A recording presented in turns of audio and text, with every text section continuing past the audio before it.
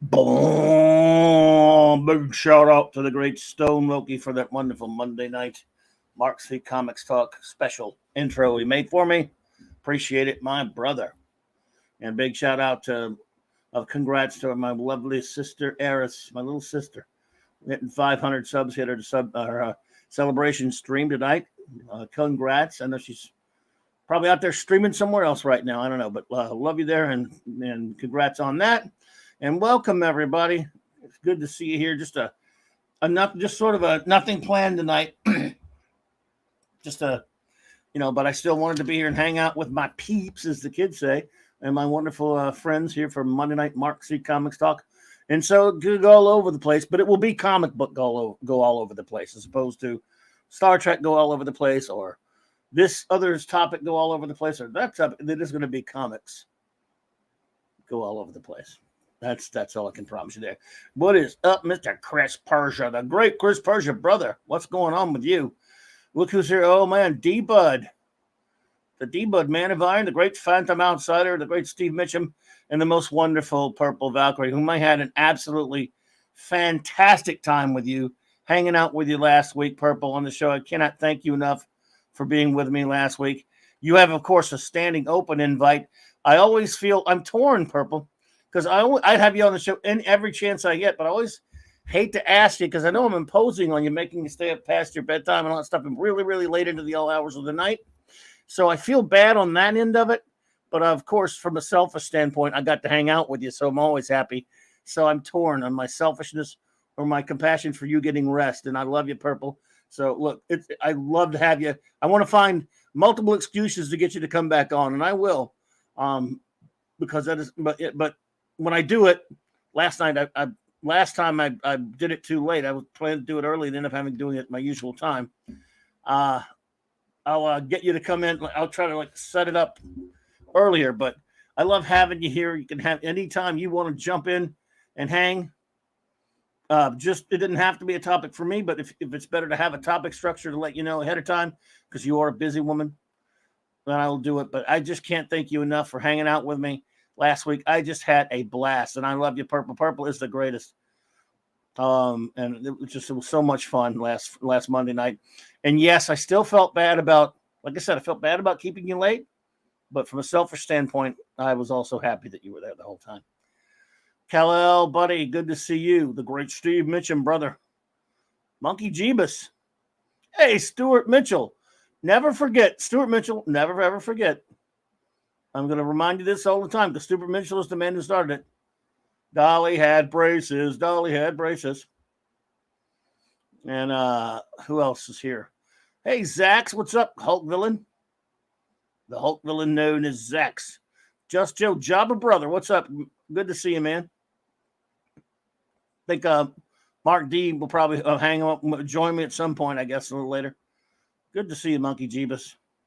Dave travels through time, Channel 12. I don't believe I've seen you here, Dave. It's good to see you. Thank you for being here. Always great to meet new folks. Welcome to you, Dave.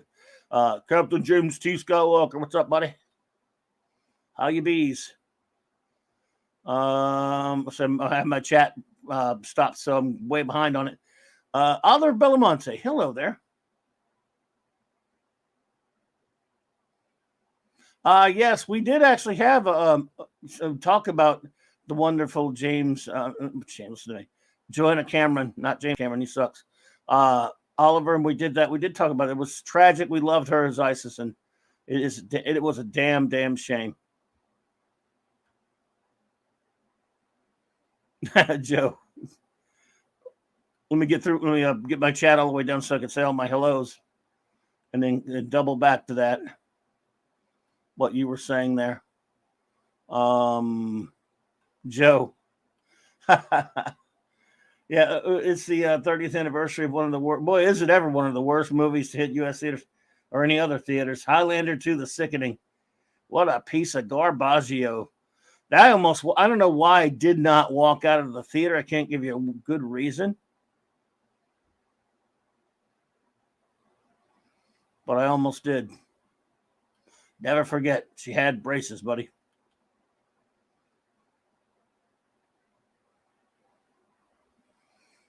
Because of Dave travels through time.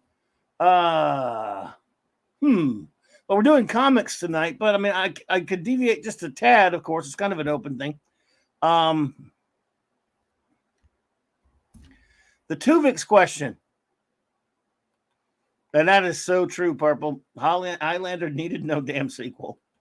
The Tuvix question, it's a toughie, Dave, but I think she did the right thing. Those two, she set things right. Those beings were not. I mean, Tuvix, they become a life form and all that stuff, and it made it an interesting but silly question for some. Nevertheless, those two beings, there were two lives accidentally. Tuvix was an accident. Those two other lives deserve to be put back right, in my opinion. And I think Janeway did the right thing. And I'm not the biggest Janeway guy when it comes to Star Trek. It's Kirk all the way. I'm a Kirk firster. I love Kirk the best. I do love Cisco and even Archer, which is not a very popular choice, granted. And Picard, I'm not holding Picard against it or anything. Picard is a little different because Picard on Next Gen was sometimes written very well, and then the performance was very good, and other times he was written pretty poorly. So I do like Picard, but he's not my personal favorite. I know he's the favorite of a lot of people, mainly because again, it's not really whether you like Patty Stew or not, it's not necessarily his fault. A lot of it is the writing of the character. Don't tell Raquel on me on that. By the way, if you're out there, Raquel, love you. A few show notes, folks. Oh my goodness, I'm going to be streaming every night and day this week. In some cases, more than one. I have got my hands full. I got a big schedule ahead of me here of nothing but scheming. I know, boo-hoo. But I'm going to be on every damn night. Tomorrow night is a special show I'm having at special time, 7 p.m. Central Standard Time, a couple hours early. The great Stone Loki and I, every month we're going to be, as we did started last month, we're going to be reviewing a DC animated movie. In this case, although it was an animated special, it's also been marketed as a movie. So we're going to do Superman, Batman, or Batman, Superman, World's Finest. The episodes of technically Superman, the animated series that were combined together as 3 parts for the first meeting of the Timverse animated versions of Superman and Batman. We're going to treat it, sort of like a film in that sense. And we're going to review that on, hello, Naradamox Amanda Bear. What's up? What did you say there? A friend of mine carefully asked his dad about it, attempting not to bias him. His father did not remember braces. They're both big 007 fans since forever. I don't know how you don't remember the braces, but I'm not here to judge. I don't know that individual. Everybody else I've talked to who lived back then, as everyone I've seen, and that's anecdotal, granted. But everyone I've talked to said the braces were there, buddy. But hey, it's nice. This is the first I've seen. So let's see. My buddy remembered that her having braces was the entire joke point. Yeah, that's what I'm saying. But not remembering it's one thing. I mean, you all know me well enough to know I forget every damn thing there is to forget around here. So, but there you go. So that's interesting, Nirot, and I appreciate that. Listen, we're going to keep fighting this war. So anyway, this is tomorrow night, 7 p.m. Central Standard Time. Loki, the great Steve Loki, joins me to review this first meeting of the animated versions of Superman and Batman. I mean, it was sold as, I remember I think it was a special when it first came out, if I remember correctly, and then they put it in the episodes of Superman, the animated series. So, also, and then, of course, Wednesday night. That great Kamala D with a C, possibly, and Nick, I think Nick's planning to make it. Nick Weiser and I will be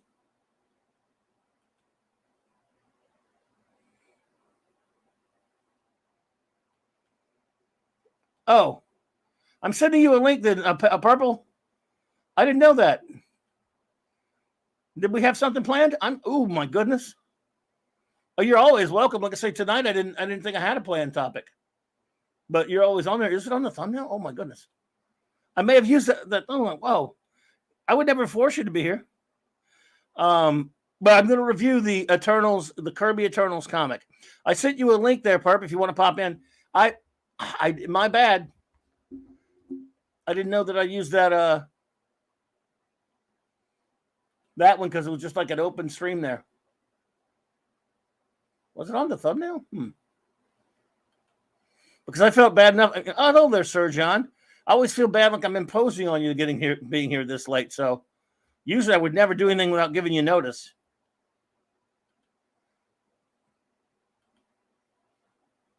So please pop in and let me apologize if nothing else. And of course, hang as long as you want. But I would love to see you. That's weird. Let's see. Oh, I might have put that thumbnail. Oh. When I have an open thumbnail, an open a Mark C Comics Talk thumbnail that I use. That could be what it was. Let's see. What the hell's going on here? Can't find my. Oh, there we go.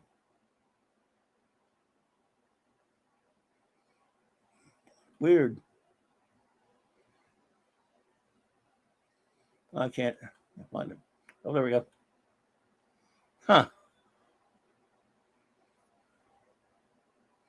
Anyway, and where am I?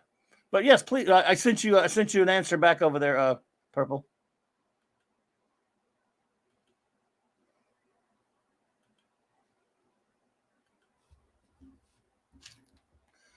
Let's see here.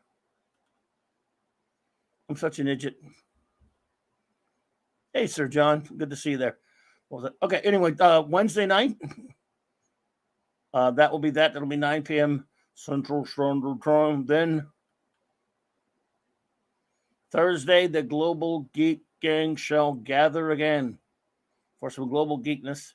1 p.m. Central Standard Time.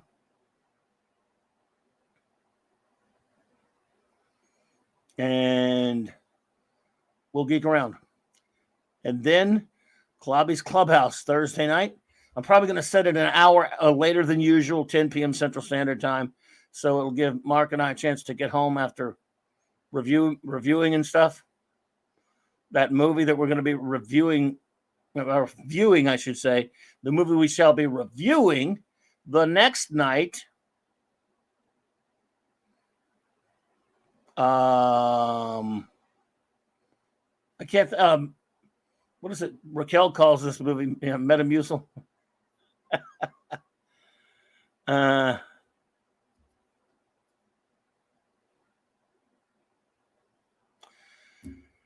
Yeah. Friday night special Clobberin Times special movie review. The great Mark D with the C, my great buddy J-Man, and I believe J-Man's buddy Sean, and I think Nicholas might join us as well to review Marvel Studios Eternals.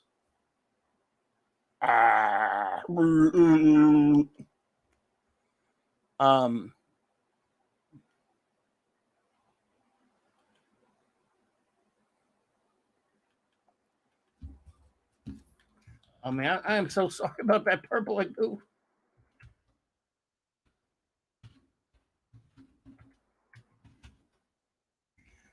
Oh my goodness.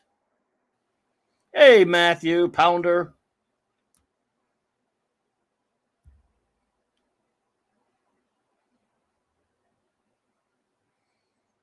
Yeah, look. No judgment of anyone who decides to skip this one. I blame you not.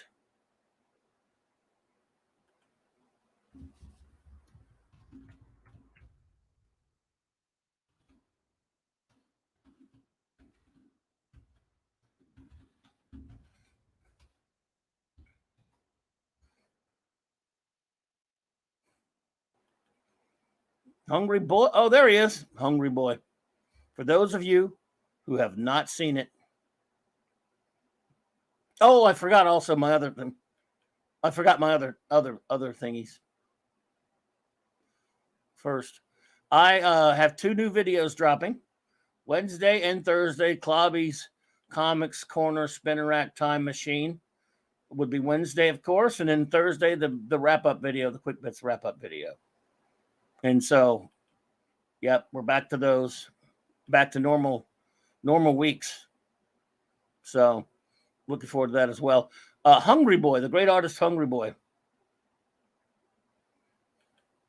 made something for us, and I just love it. He, the whole story of the Zamboni and all that kind of stuff, I'd never know what one was either.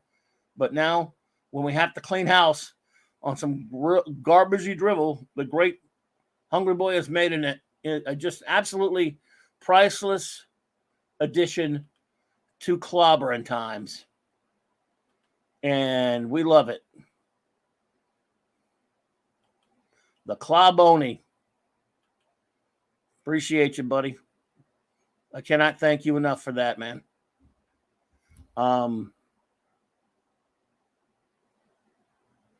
Yeah, I love it. It's beautiful. Hey, Purple. What did I screwed up, I guess. You there? I see you. Hello? Hey. There we go. I'm sorry. What did I do? I screwed up, I guess. Did I put up a I don't know what I put up a banner or something that had you on there? I must have got it wrong. Sorry, my fault. It was my plot to lure you in. I had because I would no seriously because I hate bugging you when you're up there late so much, but I love having you here. So hey, I mean, again, I don't know if you're tired or whatever, but if you got a minute or two, or 8 or 1,000 or just 1, I mean, just having you here is cool. What you been up to? How you been doing? I've been good, thank you. Yeah. How about you? How's your weekend? Oh, it was pretty good. I didn't go trick or treating or anything. But I actually had trick or treaters for the first time in a long time. You had trick or treaters knocking on the doors? Oh, yeah. Good. Did you have candy for them? I did, fortunately. Yes. Yeah. Oh well, that's good. That's good. I got a rock. I got a rock. I mean, that's my favorite. That's Halloween a Charlie Brown reference. Well, I knew you'd get that. Oh my God. Yeah, but what was it? I went to just a party, for kids and stuff, and it was like my niece's house, just a little bit of that. But then yesterday, it was really Halloween. That was Saturday night. I went to a Brazilian steakhouse thingy. Yes, I remember you saying last week. How was it? Oh, well, I've been there, and I've been a couple of years. We used to go there all the time, but it was meaty. It was, oh my goodness. If you can walk when you leave, you did it wrong. But the ridiculous part though. We had this VIP card that we usually purchase. The lady friend of mine and I, or used to go in and halves on it, but they didn't have it last year because all the stuff that went on. But they had it this year. She got it back in April. And it has 12 hole punches on it where you can get half off because. Hey, not half off is pretty expensive at this place. Half off ain't so bad once in a while. So, but she had 12. We never got to use it all this time. Yesterday was the very last day you could use it. So she had 12 hole punches. She never used it on. So we got about 8 of us there. At least my parents brought some neighbors, and she came down, and my son and I went. And here I am. I got embarrassed. I was dead full after. I mean, I thought I ate a lot. My mom and dad, 80, both over 80. Kept going. They ate way more than me. I mean, I must outweigh them both put together, and they ate way more than me. I'm looking over at them because I thought they were going to be, bitching and moaning the whole time, but like they often do. And so this sucks. But they were loving it. They can't bitch about it because they were going nuts over it. So nice. I know you were talking about it on Thursday on the Global Geek Gang, how much you were looking forward to it. Oh yes, and it's one of those things. Eyes bigger than you know what. I mean, but I did. It was good though. Got me some filet mignon wrapped in bacon and some chicken wrapped in bacon and some bacon wrapped in bacon. Need some bacon. I had some bacon, some chocolate bacon. No, not chocolate. They have it's good though, so I enjoy it. But then it's one of those things you wouldn't go. You want to go once or twice a year maybe, and because then you when you're almost done, you realize why the hell did I do this again? We have another place like that, by the way. I don't know if you have them over there. It's a place called Popeye's Chicken. No, I've heard of it, but we don't. They're big down here, and I think they're also of the devil because um, it's of course very spicy, greasy, but very spicy, but good, fried chicken place. This is just fast food fried chicken. But anyway, it's the kind of place that you'll go, you really enjoy it. 20 minutes later, you feel like crap for eating it. You go, I'm never eating that crap again. And then 6 months later, you're back there. You got to have some. If It you just can relate. calls to you. Yeah. Yeah, you're riding down the street, whatever, and you go, oh man, I haven't had to eat Popeyes in a long time. I've got to have some. Then you have some, and you go, oh, what the hell is wrong with me? You pay the price, which I don't do it very often, but I'm just saying it's had that effect on me. So, yeah. Oh my goodness. So, did you watch any horror movies over the horror season, the Halloween season? What was some of the, because even I did. You'll be proud of me. I watched one. But what did you watch? Yeah, I was going to say, you're not a massive horror fan, are you? I not really. I can count on. I got enough hands to count how many horror movies I really love, and I think I like the ones that have some sort of semblance of humor in them mixed in with the horror stuff. Obviously, Ghostbusters is not. They're not horror movies really, but I love those. But other than that, some of the ones I like. Now I love the old Universal horror movies. If that counts. Those count. Those are Yeah. awesome. I watched some I of love those. those. I watched Bride of Frankenstein, and I rewatched Creature from the Black Lagoon. Nice. Bride of Frankenstein is it's probably my favorite of the Universal films. I think it's probably one of the best. It's fantastic. And I kept wanting to watch a horror movie because everyone else was doing it. And I ended up watching Ghostbusters 1 and 2. I know it doesn't count, but I bought the Blu-ray for a couple bucks. I'd say they still count. Yeah. Close, huh? That's kind of close. There's some kind of jump scares in there, even though they're comedy. The scary bits, I suppose. But I did watch one of my all-time favorite, I guess you could call it a horror film. I mean, it is, but it's called Fright Night, and I do mean the bloody original. Yes, I was going to ask. Yes, the original. Yeah, I will not touch any remake of that. Back in '85 when it came out, I took my then future wife when we were dating. We weren't married at that point. We must have went 10 times. We just couldn't get enough of it. Have you seen the remake, by the way? Regrettably, yes, I have. Oh, that bad. Yeah. David Tennant, right? I like Tennant, I really do. I think he's a great actor, yeah. but even he couldn't elevate that film. Well, you're asking him to. I mean, obviously, you're asking him to take over for Roddy McDowall, for God's sake, who is just wonderful in that film. And what a great cast! They had going around some of the cons here a couple of years ago, and one was close. I used to get to make it, called Pensacon, with a Fright Night reunion when all the surviving actors were all there. Like, I wanted to go to that. A couple of my friends went to it, but that's pretty cool. That is cool. Yeah, it is a great film, I've got to admit. And like you say, Roddy McDowall's great in it. Chris Sarandon is in it as well. Yeah, I mean that bit. I mean the whole thing's great, but there's nothing quite like the scene when they first go into the house, and Sarandon comes to the top of the stairs and goes, "Welcome to Fright Night." And you've got that scary pause. He goes, "For real." That's just no Colin freaking Farrell can touch. In fact, if I find, I've never watched the remake, because if I ever found out he tried to duplicate that line, I'm going to find him. I'm going to punch him in the face. Kidding. We don't endorse violence here, folks. I'm just kidding. No, but Jesus, metaphorically speaking, yes. Right? He would if he did that. Don't tell me, anyone, if you've seen the remake, because I won't punch him in the face, but I will want to punch him in the face. Mr. Gas Mask Animations, hey buddy, good to see you. So that scene, though, of course, I mean, there's all kind of great stuff in it, but that one, I just love that movie. I've been watching my way through the Nightmare on Elm Street films. Everyone knows what a big fan I am, so I've got 2 left to watch, not including the remake again, because that's terrible. Yes. The sad thing is Jackie Earle is a really good actor, but you're asking him to come from Rodford, England. It's no chance.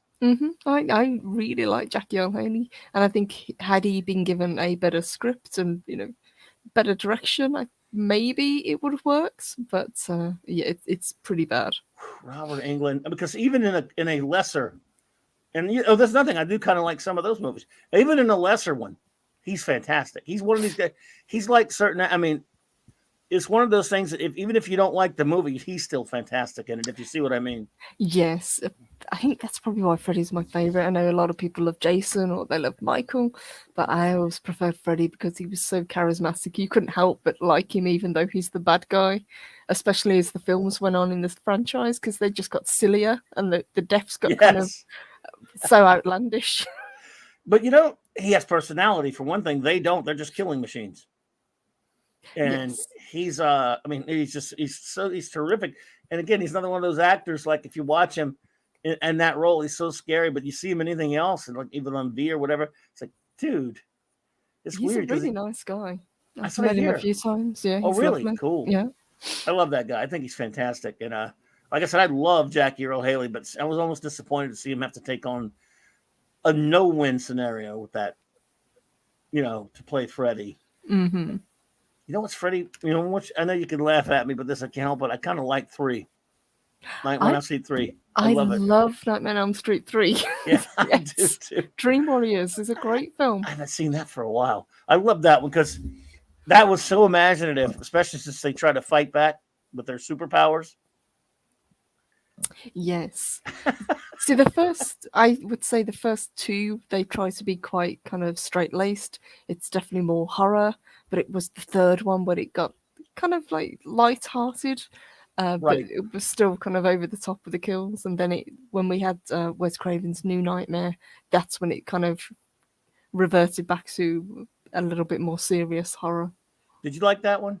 I did. I thought it was pretty good. Yeah, it was interesting the way they flipped it. It was very meta. Right. I thought it was pretty clever. See, there's a horror film. That's what I was talking about. Kind of, those are horror films that I could get behind because you do have strange but really fun humor in them, and you got a great charismatic character, like you said. He's irresistible. He's a lot of fun. So I mean, that's pretty. That is. Yeah, I should have rewatched those. Now I got to go rewatch those, even though it's not Halloween anymore. I'll have to cheat and watch those, but they're great. And you know what I thought about watching and didn't get a chance? The Buffy Halloween episode. Yes. There was only one. Am I right? Or am I wrong? The one with the costumes, that was fantastic.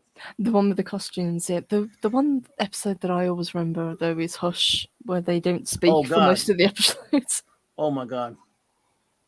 It's funny. You guys are doing a Space Above and Beyond. Mm-hmm. There was an episode of that that came out before Hush that was similar. That had like a whole gigantic chunk of the episode. There's no dialogue, no talking whatsoever. If I remember right. So we'll make note of it. I think that's one we've recently reviewed, if I remember correctly. Okay. Yeah. It's been so long, but I remember a buddy of mine, when Hush came out, we talked about that. Just like there's a Prisoner episode with the first 19 minutes called Many Happy Returns, where there's no dialogue. No talking at all for that. So, yeah, but I love the costume one, though. Buffy. Yes, where they all become whatever they're dressed as. Yes. And it was great because Buffy became, she wore this like Victorian, she became this, sweet, innocent, like weak damsel princess type. Bit of a bimbo type character, yes. Yeah. And it was, I forgot who said it, but why couldn't she have dressed up like Xena?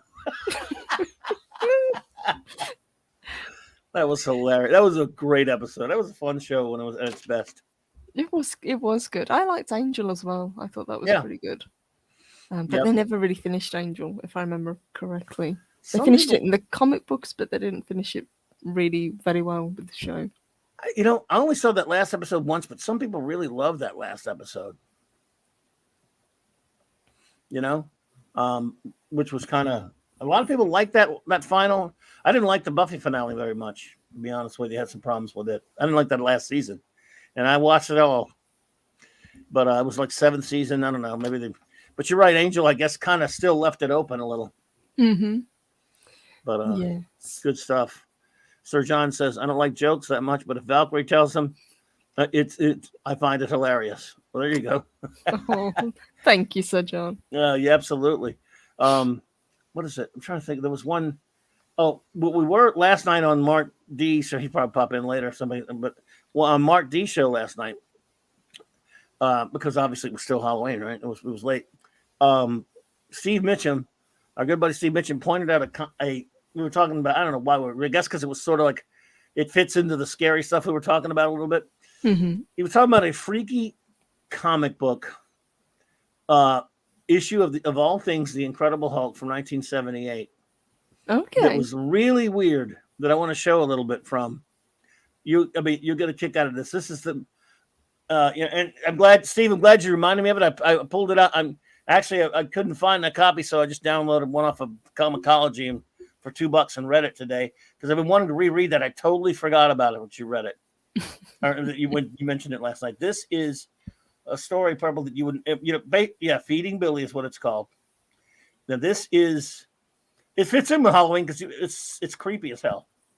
Because in this story, it was back then they used to do what they call like filler issues in comics where if they had problems with getting an issue out on a deadline or something like that, they would often do what they call a fill-in. So they had a lot, and for some reason, this was not even part of the main storyline. I was buying the comic book at the time, and so they have an issue where, let's see here, let me find the cover. The Hulk is fighting a bunch of soldiers, and he ends up getting knocked out by gas or whatever, and these two very small children. So you can see the cover there. Yes, I think I saw this. You either tweeted it or retweeted it on Twitter, didn't you? I did. Yeah, last night I was talking about it. I was remembering it when Steve talked about it. I'm like, this is freaky. And Lynn Wein and Jim Starlin did the story. Starlin did the layouts. Alfredo Alcala on the inks who overpowered Starlin. The story basically about these two little, and look at you see how young those kids are. Very little kids. Mm-hmm. The Hulk is knocked out. And he gets dragged to this cave. Yes, inventory stories. I don't think this was actually an inventory story, but it could have been. They used them later in Marvel Fanfare, so it could have been. Anyway, so obviously he's knocked out, right? And these little kids, no way they could lift the Hulk. He doesn't know how he got into the cave. When he wakes up, he's Bruce Banner. And this is back when, the Hulk smash Hulk. Hulk is the strongest one there is. That Hulk that was, which I love that era, by the way. And Bruce Banner, it was pretty much the standard Hulk that he was always the one turning back into Bruce Banner, and his pants were always purple. That sort of thing. They stayed purple. So this kid, and yes, I'm spoiling it for you, everyone. Just help, But I went back and read it today, and it's pretty much the way we remember it.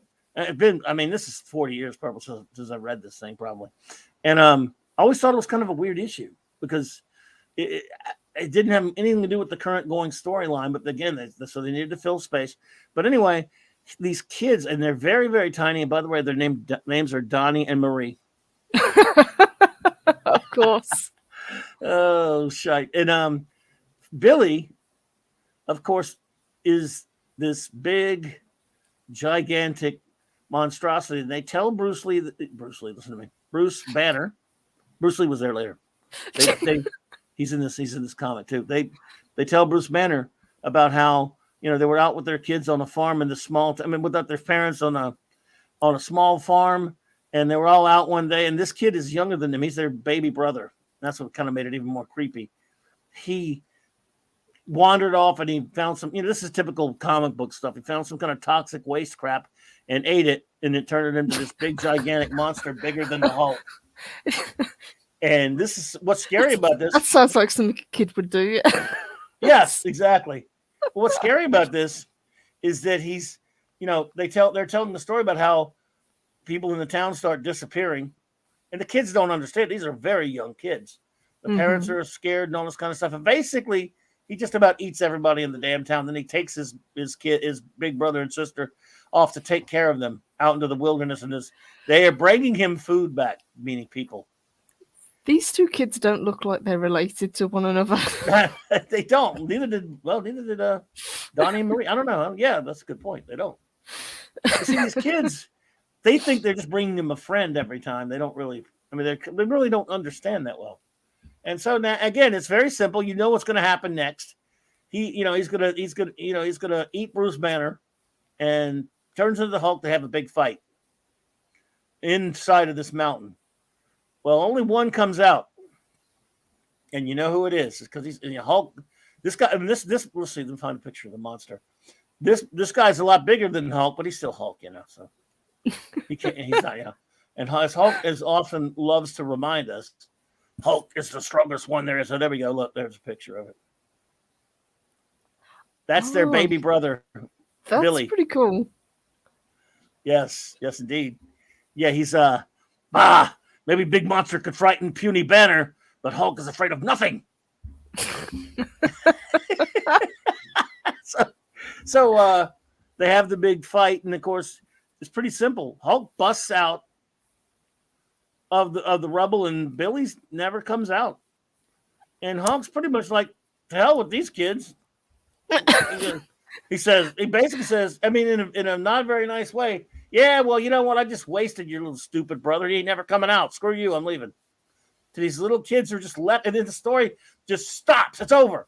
It'll never be in the Marvel Universe again. Those poor kids who didn't know what the hell they were doing are just left out there. And I found this on the internet. Somebody apparently remembers this story also, Steve. Donnie Marie. We miss you, Billy. Go to hell, Hulk.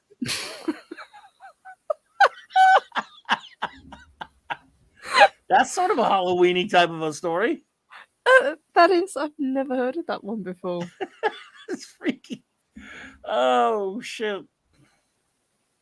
Oh, my God. It's a freakish sort of a story there. Ironcaster, what's up, brother? Good to see you, buddy. So, yeah, I just thought that would be a fun thing to relate, like a post-Halloween thingy. But, yeah, there's some panels. Oh, there's some panels from it. There's, Billy's scary. He's eating the whole damn town. Damn it, Billy. Damn it, Billy. Yep, damn it, Billy. Stop eating people. And then he meets the Hulk. See, the Hulk apparently drops the mountain on him. And this is why I'm so... Drops the mountain on his ass. And here's the thing, why I love superhero comic books and why I'm such a child. When it comes to horror, but this dovetails sort of with horror movies in a sense. Sometimes when I'm watching a horror film, or I don't go out of my way to watch them that much, right? But if I'm watching, your standard Wrong Turn or one of these things where it's a bunch of stupid kids out in the woods getting chased around, all this kind of crap. I think about, what if they chase around the wrong guy? Like, what if, Jason or one of these shitheads is chasing, they turn the corner and there's Arnie, or there's the Hulk, or there's Batman, or there's a superhero. I would actually keep myself from being scared by a horror movie by going, yeah, well, if Superman was there, that'd be their ass. Yes. If the Hulk is there, I ain't scared of no monster. I ain't afraid of no ghost. If the Spectre's there, maybe he's scary though. So you see, I know it's stupid. Oh, good Lord. I don't even know what but yeah. That's Hulk, pretty awesome. I've never heard of that before. It's got some scary ass art in it too. I mean, Bruce Banner's just realizing in this panel here, this page here, I know I can't really blow it up a little bit. I wonder if I can blow this up a little bit. No, I don't think it works. Oh well. Bruce Banner is, this is where they're just telling him about it, that you're gonna meet and let's see, he doesn't usually like company until he gets to know them, the kid says. I see. Basically starts putting two and two together. Run, kids, is a monster in the shadows. So that was no monster. That's just Billy. We told you he was shy, so you did. It appears there's blah, blah, blah, blah, blah. Anyway, yeah. Sweet Mother of Mercy, don't tell me Billy, what's it? That I can't read it. Billy belongs. Oh, well. Basically, he finds out that's Billy. Oh, my goodness. Someone has original art. Wow, that's an original art page from that comic. I bet that's expensive. That's the last page. Oh, here it is. Okay. I would love to have that. This is basically what Hulk tells. But where's our little brother Billy? Why isn't he with you? Only Hulk was strong enough to smash through a wall of rock. Hulk is strongest the one there is. But Billy is strong too, Hulk. Bah! Hulk tells you there was no Billy in cave, little girl. Only ugly monster. Monster tried to hurt Hulk, and now monster's gone forever. If Billy was in cave, then Billy is gone forever too. But Hulk thinks that one called Billy must have been lost long, long time ago. A very long time ago. That's how it ends. Like, wow. Screw you, kids. Hulk smashed him. Yes. And then you he just nice. walks off. Yep. Like, to hell with you kids. I'm not calling child services. Puny Banner might, but I won't. Well, that's what happens when you let your brother eat the entire town. Exactly. Poor kids. Stay, Sherry. Good to see you there, dear. So yeah, Hulk just basically said, "Well, you know what, kid guy do try to eat me. Screw his stupid kids." I can kind of see where he's coming from. To be fair. Yeah, I mean, he's Hulk though. Banner would have helped the kids. Yes. He. I love it. I love this damn stupid story. It was hilarious. And this is just a standalone story. This has no bearing on anything else. Nope. It was they had an ongoing thread, and I forgot exactly what it was now. But see, this again, I remember buying this great Ernie Chan cover. I remember buying this. I had a subscription to Hulk for a while, so I either got this via subscription or bought it off the rack because I would never miss Hulk at that point. See that he had all kind of stuff. There's the one with the leader. Look at these covers. I love these old Hulk covers. There's one right after it, right there. So yeah, Didn't we used to have great covers back in the day? I mean, compare them to what we've got now. We've got 500 variant covers, but none of them captured the characters like these. No, I can't even imagine variant covers back then. They didn't need it. They didn't know what it meant. I mean, they just didn't even. Can you imagine? This is the Billy story right there. Why would you need a variant cover to that? I wouldn't. Different artists. What's wrong with you people? Feeding Billy. What a creepy ass story for a Hulk comic. Oh my goodness. I love dumb standalone stories though. I think that some of them are the best. Oh God, yeah. See, I talked about that a lot. Batman the Animated Series. Short, 22 minutes. Great stories. They carry a better punch, a better impact because they're short. Nothing against the long saga in comics sometimes in story threads, but sometimes you can just do so much more with the short story. Remember episodic television at its finest when they were shorter? Yes. Well, I covered Twilight Zone a little while ago. A really fantastic example of episodic TV. Oh God, yes. About 25 minutes long each episode, and they were all well told, concise. They told the story, and then you move on to the next. Absolutely. We were talking about that and Outer Limits last night. The spookier ones again in conjunction with the holiday. Both of those are awesome. Great shows. I mean, so many wonderful. And again, there was look again. I'm not saying you can't do it the other way as well. Well, we mentioned Buffy earlier. Remember, they had arcs, but they had standalones too. Yes, yeah, they did. They don't do that anymore. They're always very few shows have standalone stuff. Most of them are about arcs. And I think part of this, and hey, Eric K, the great Eric K is here. Good to see you, buddy. But I think, Purple, that, and again, how would I know? I'm not in Hollywood, but I get this impression that, when they sit down and remember when they made 22 episodes and 25 episodes a season and stuff? Yeah. Well, now they sit. Now we get 13, 12 13, and 6 or less in the case of Doctor Who. Right, 6, 8, 12. I mean, and these people think they're working all year round. Well, I can see that. Like, let's just take a 12 episode show, right? We're all sitting down and think, all right, you guys, what are we going to do this season? We got well. First of all, we've left last season all these plot threads loose because we want to screw with them. Now we're going to address some of these. Nobody probably writes for a one episode thing anymore. They always write because I think it's lazy because they get together and they say, let's write the whole season, then we'll break it up into pieces. And I think that's what they do now. and they don't have a lot of cutoff in some shows. Some do, I guess. I don't watch much of the modern stuff, but a lot of them don't. Mm-hmm. Do you prefer episodic TV, or do you like a story with a kind of overarching storyline? I really prefer the episodic. Now, again, I don't mind having an arc. Babylon 5 was great at it. Yeah, DS9 was really good for that. So we had a lot of standalone episodes, but we also had, a running thread throughout the season. There's something to be said for good continuity on a show. I'm all for it.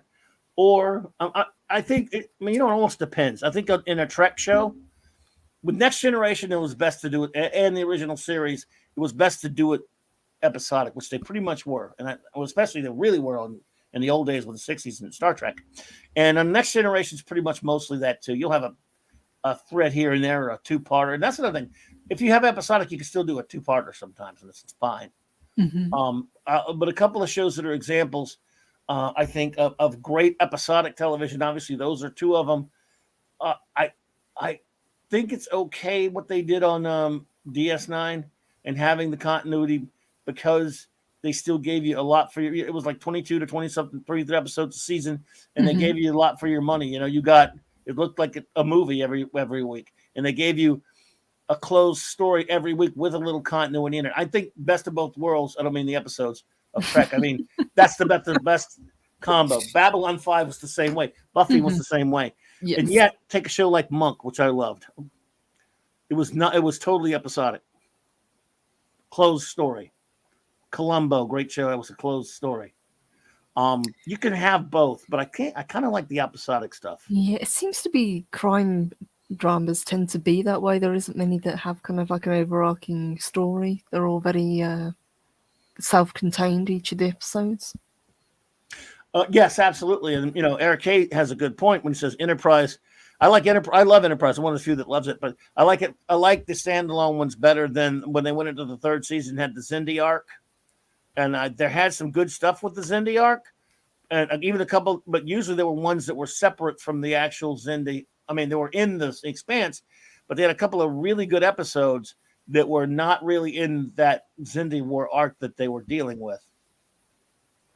And Batman the Animated Series, Justice League. Yep. They had a little continuity on that show, but they also had standalone stories. It's a mix. But that's why you love for Batman Brave and the Bold so much, isn't it? I love it. They only have one two-parter, I think. And I love that show. I'm an 8-year-old when I watch that show. And well, Joe says that the first season of X-Men TAS managed to have a connected story through 13. Yeah, and again, I don't mind a connected story. If it's a good show, it's a good show. Yeah, a lot of the animated Marvel ones did, because Spider-Man as well, if I remember correctly. Oh, good Lord, it was a soap opera. But you know what? To be fair, the Spider-Man comic was a soap opera. So was the X-Men comic. Yes. It fits those.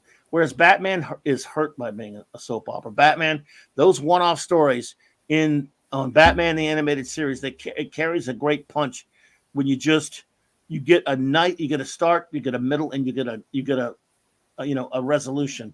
I think what they did so well with Batman the Animated Series was introducing the characters, especially characters that weren't probably as popular or as well known, and they really kind of brought them to the forefront. Characters like Mr. Freeze, for example.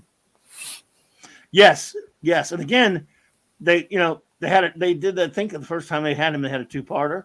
And that's the thing. If you want to be expansive, you can have a two-parter. Robin's Reckoning. Yeah, Heart of Ice. Yep, that was a great one. But that format was perfect for that show. Mark D, what's up, bro? Hey, Mark. Hey, welcome. Yeah, any chance to hang out with Purple? You invited me on, and I thought, oh shit, I'm just kidding. But once I saw Purple, well, actually, now the Purple's here, you're fired. So you don't need me? Okay, I'll see you later. I'll go back. Go back to the chat. If not for you, I wouldn't have our topic that we just had a little fun with that Hulk comic. Yeah, got to start a hashtag save Find Billy. Find Billy. Maybe Billy knew what happened to Dolly's braces, and that's why Hulk got rid of them. Maybe those kids became supervillains. What if Purple? What if Dr. Doom comes along and finds those poor kids and says, "Well, I can't leave these kids out here," and he brings them to Latveria, and raises them as his own. because he probably said, wow. And he even finds Billy, and he pulls Billy out of the rubble and says, wow, I can use him against the Fantastic Four or something. That would be a very Doom thing to do.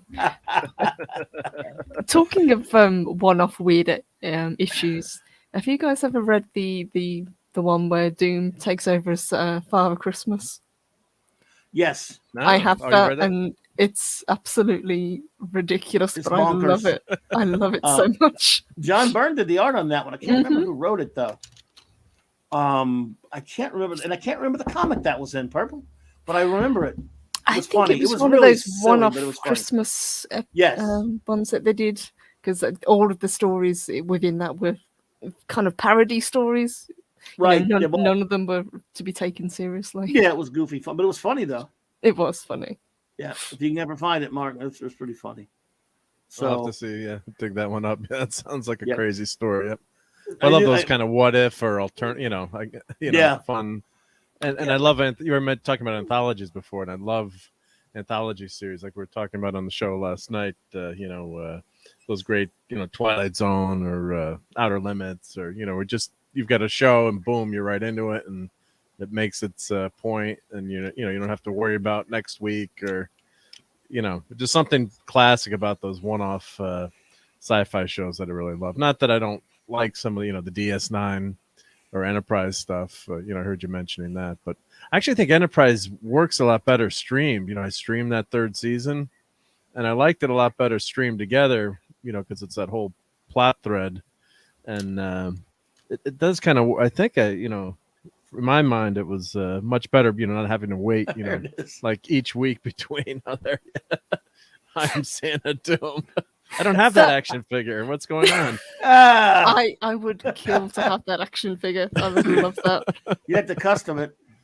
But it's so ridiculous, and part of it's written in the style of The Night Before Christmas. That's so it's got that kind of rhyme to it. It's just so silly. For Christmas we should do a reading of it. Well, I can't show too much of it. You can read from it though. Look at that. Read from it. That would be cool. Yeah. Santa Doom starring the Valhalla Players, right? Mention it to Loki. He might want to. Oh, Byrne did a lot of LDS in the 60s. What Byrne did, someone's got to have made a custom figure of that. So there's got to be a custom figure out there, right? I can't remember if that was one of those later volume What If specials or something. I don't know. Would have been. Yeah, I'm just trying to see if I can find the actual front cover. There it is. There it is. Christmas special. Xmas special. Xmas special. What the What the? There was a Sedan magazine called What the. There you go. All right. I just think it's funny. It's also got Red Skull with the Santa hat on. It's just so dumb. Imagine that, a comic book trying to be fun. I wonder if there's anything in there about Doom's personal pronouns. I think as close as you're going to get is that. Holy shit! I found someone has it on YouTube. Actually, has the comic book on YouTube. Nice. What? Like you can view it. Oh wow! It looks like I skimmed through it, but it looks like, or they're showing a bunch of panels. Maybe I have the volume off, obviously, but yeah, put in the link and then people can check it out later. I don't know if they did voices or not because I have the volume off. Cool. But yeah, put in the link. Yeah. Well, there you. Wow, that's crazy. But I thought you never know. Leave it to Purple to find that. I forgot all about that. I forgot. Man, that was. I knew it was Byrne. I can't remember who wrote it. Maybe. I came across it randomly years ago at a comic book shop, and I just had to pick it up. Oh, of course. Oh my goodness, yeah, I love it, and I love Doom, and the short story format though is something I've always loved. Even in books form, I think again. That's not to take away from a big long novel or long series or anything, but I just think you can do so much with certain. For example, that was one of the things Purple, that before all the quote unquote politics chased me out of comics and and the Screw 52 really chased me away from comics. In 2004 I after 12 years of almost a personal boycott of DC. they brought Green Lantern back and they fixed what they did to Hal Jordan, the atrocity that was perpetrated on the greatest Green Lantern of them all, Hal Jordan. And they fixed him with Rebirth. And I was pretty happy about that to Jeff Johns. I actually liked him at that. So for a few years there, I was actually regularly buying DC Comics again. Some were great, some not so great. But some of the best ones were one-offs or shorter ones. And then everything started becoming events again. Event. So even before the Screw 52 chased me away, and way before everything was, SCW drivel or whatever, it was the fact that they were just, everything had to be not even a summer crossover. Remember there were summer crossovers? They were all year-round crossovers. And you had to, I bought like an idiot. You know what really did it for me? Like a dummy, I forced myself to buy every installment of Blackest Night, no matter what book it crossed over into. That game ridiculous. Why am I doing this? But I'll give you an example. There was a Detective Comics run in there. I forget exactly the year. Paul Dini, of course, who wrote, worked on the animated series. He did like one-off stories in it again. It kind of brought it back to it, and it was he had this interesting actually plot going on with the Riddler, who finally got bored with being a villain and became a PI, a private detective. Yes, I know that one. Yeah, that was interesting. Yep. Yeah, mm-hmm. It was pretty good, and of course some thought it was weird that Batman and Zatanna sort of had a thing going on, but who could blame him, right? But it was pretty good. And then never really liked Dick Grayson being Nightwing. He was always. I wanted him to be the adult Robin, like he was on Earth 2. And yet the Peter Tomasi's Nightwing series was really good. And then some jackass had to call DC Comics and tell them that I was liking some of these comics. And so they had to die. So you ruined it for me too. I ruined it for everybody because they found that. I told you this long ago. Whether it's comics or TV or movie, if they find out I'm liking something, it's dead. I killed Firefly. Yep. So it was your fault. That was me. One time at Dragon Con, I saw somebody cosplaying. It was a guy in a suit, all beat up and bloody. He put in the sign. It said, Fox executive canceled Firefly. Even though I heard it was a woman. But he didn't know that. But yes, you named the show. Fox were bad for that, though, if I remember. Oh, you're right. Oh, God, yeah. Yeah. They killed my Tick show, the live-action Tick show that I loved. Oh, God, I love that show. They killed my Briscoe. Yep. Briscoe. You're right. They killed the Tick. They killed Briscoe. That was the first murder on their part. That was the first of their horrific murders. Killing my Briscoe County Jr., which I loved. But you're right. The Fox TV show, they did. What's that? Yeah, I mean, a lot of famous shows almost didn't make it. Like I read All in the, it's before my time, but All in the Family almost didn't make it, and is one famous example. So if you got to let a series find its niche, and at least give the audience a couple of years.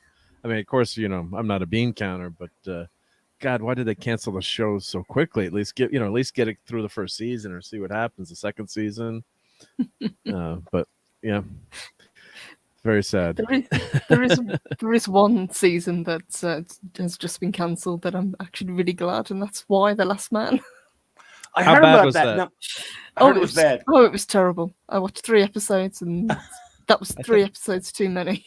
I listened to your review. Yeah, that's right. Oh, I did listen to your review of that. Yeah, and you tapped out, right? You said it was just too painful. Yep. Had you read the comic about Purple, or just I had? I liked the comic. I can see why some people didn't like it. So, even back in the day, it was a little bit controversial. But they've been trying for so long to get this made. I just wish they hadn't bothered, to be honest. Yeah, there's that mind thing. If you're going to do that kind of crap, don't bother. Big thanks to the Eric Case, $5 super chat. Thank you, buddy. Let's see how he's going to be mean to me this time. I'm like Mr. Bill, and he's Mr. Sluggo. Oh no, he's going to be mean to me. Oh no.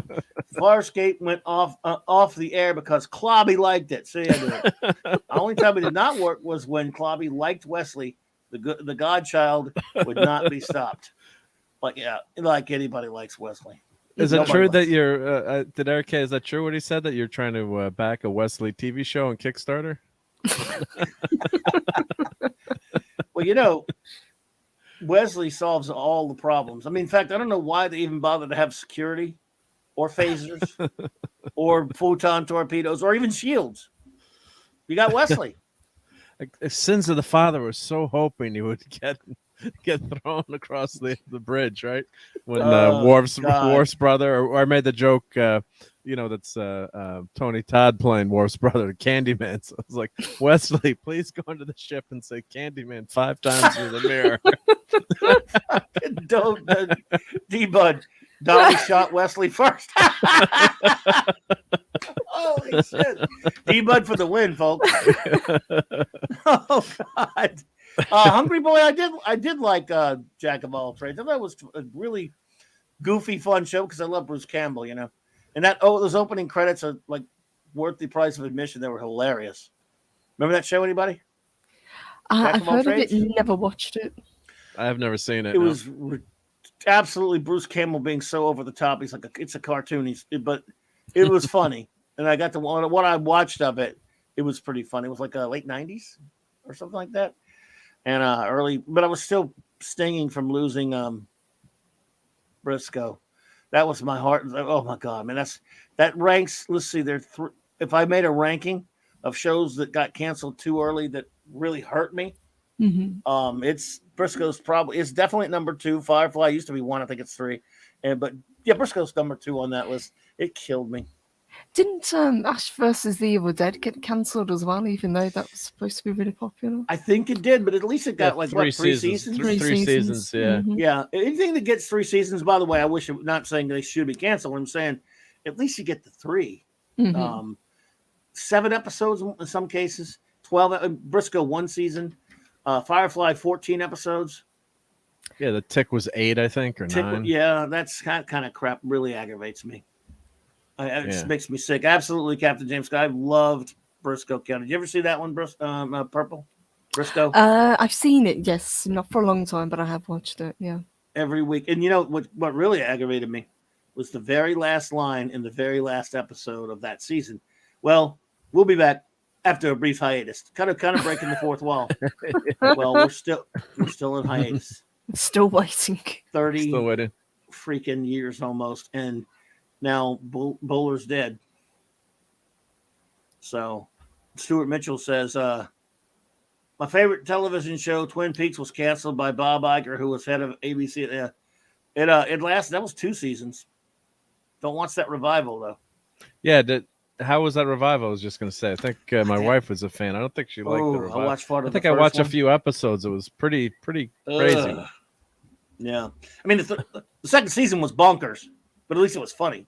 I mean, it was insane. The revival was brutal, wasn't it? It was pretty brutal. It's just weird. Correctly. I mean, I'm watching. Yeah. I know the show was. I mean, at least the show, the old show was fun. Weird.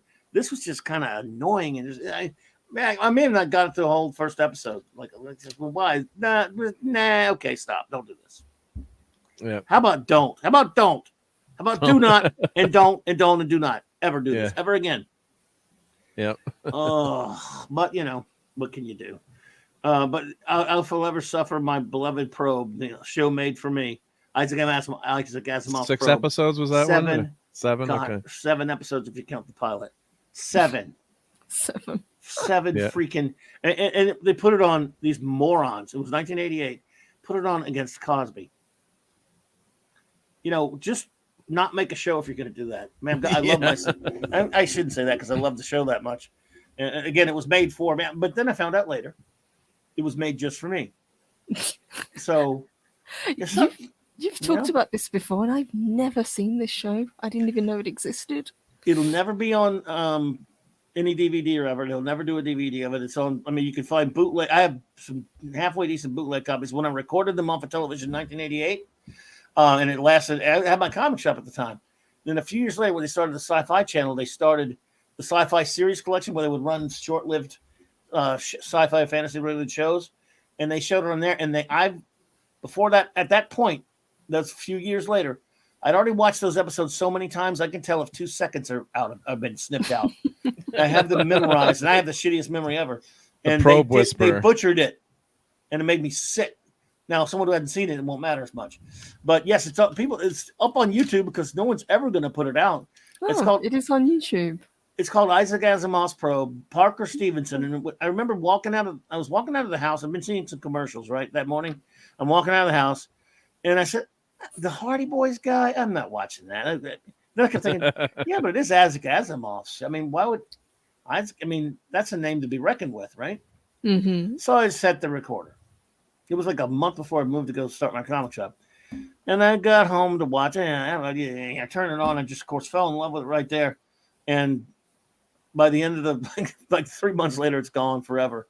And it's just a 2-character show about the smartest man in the world, the smartest mind of the 20th century, who lives in a warehouse and solves science-related murders and crimes and stuff. And this performance by Parker Stevenson is, I mean, I love Ashley Crowe. She's the girl in it, the secretary. They're so great together.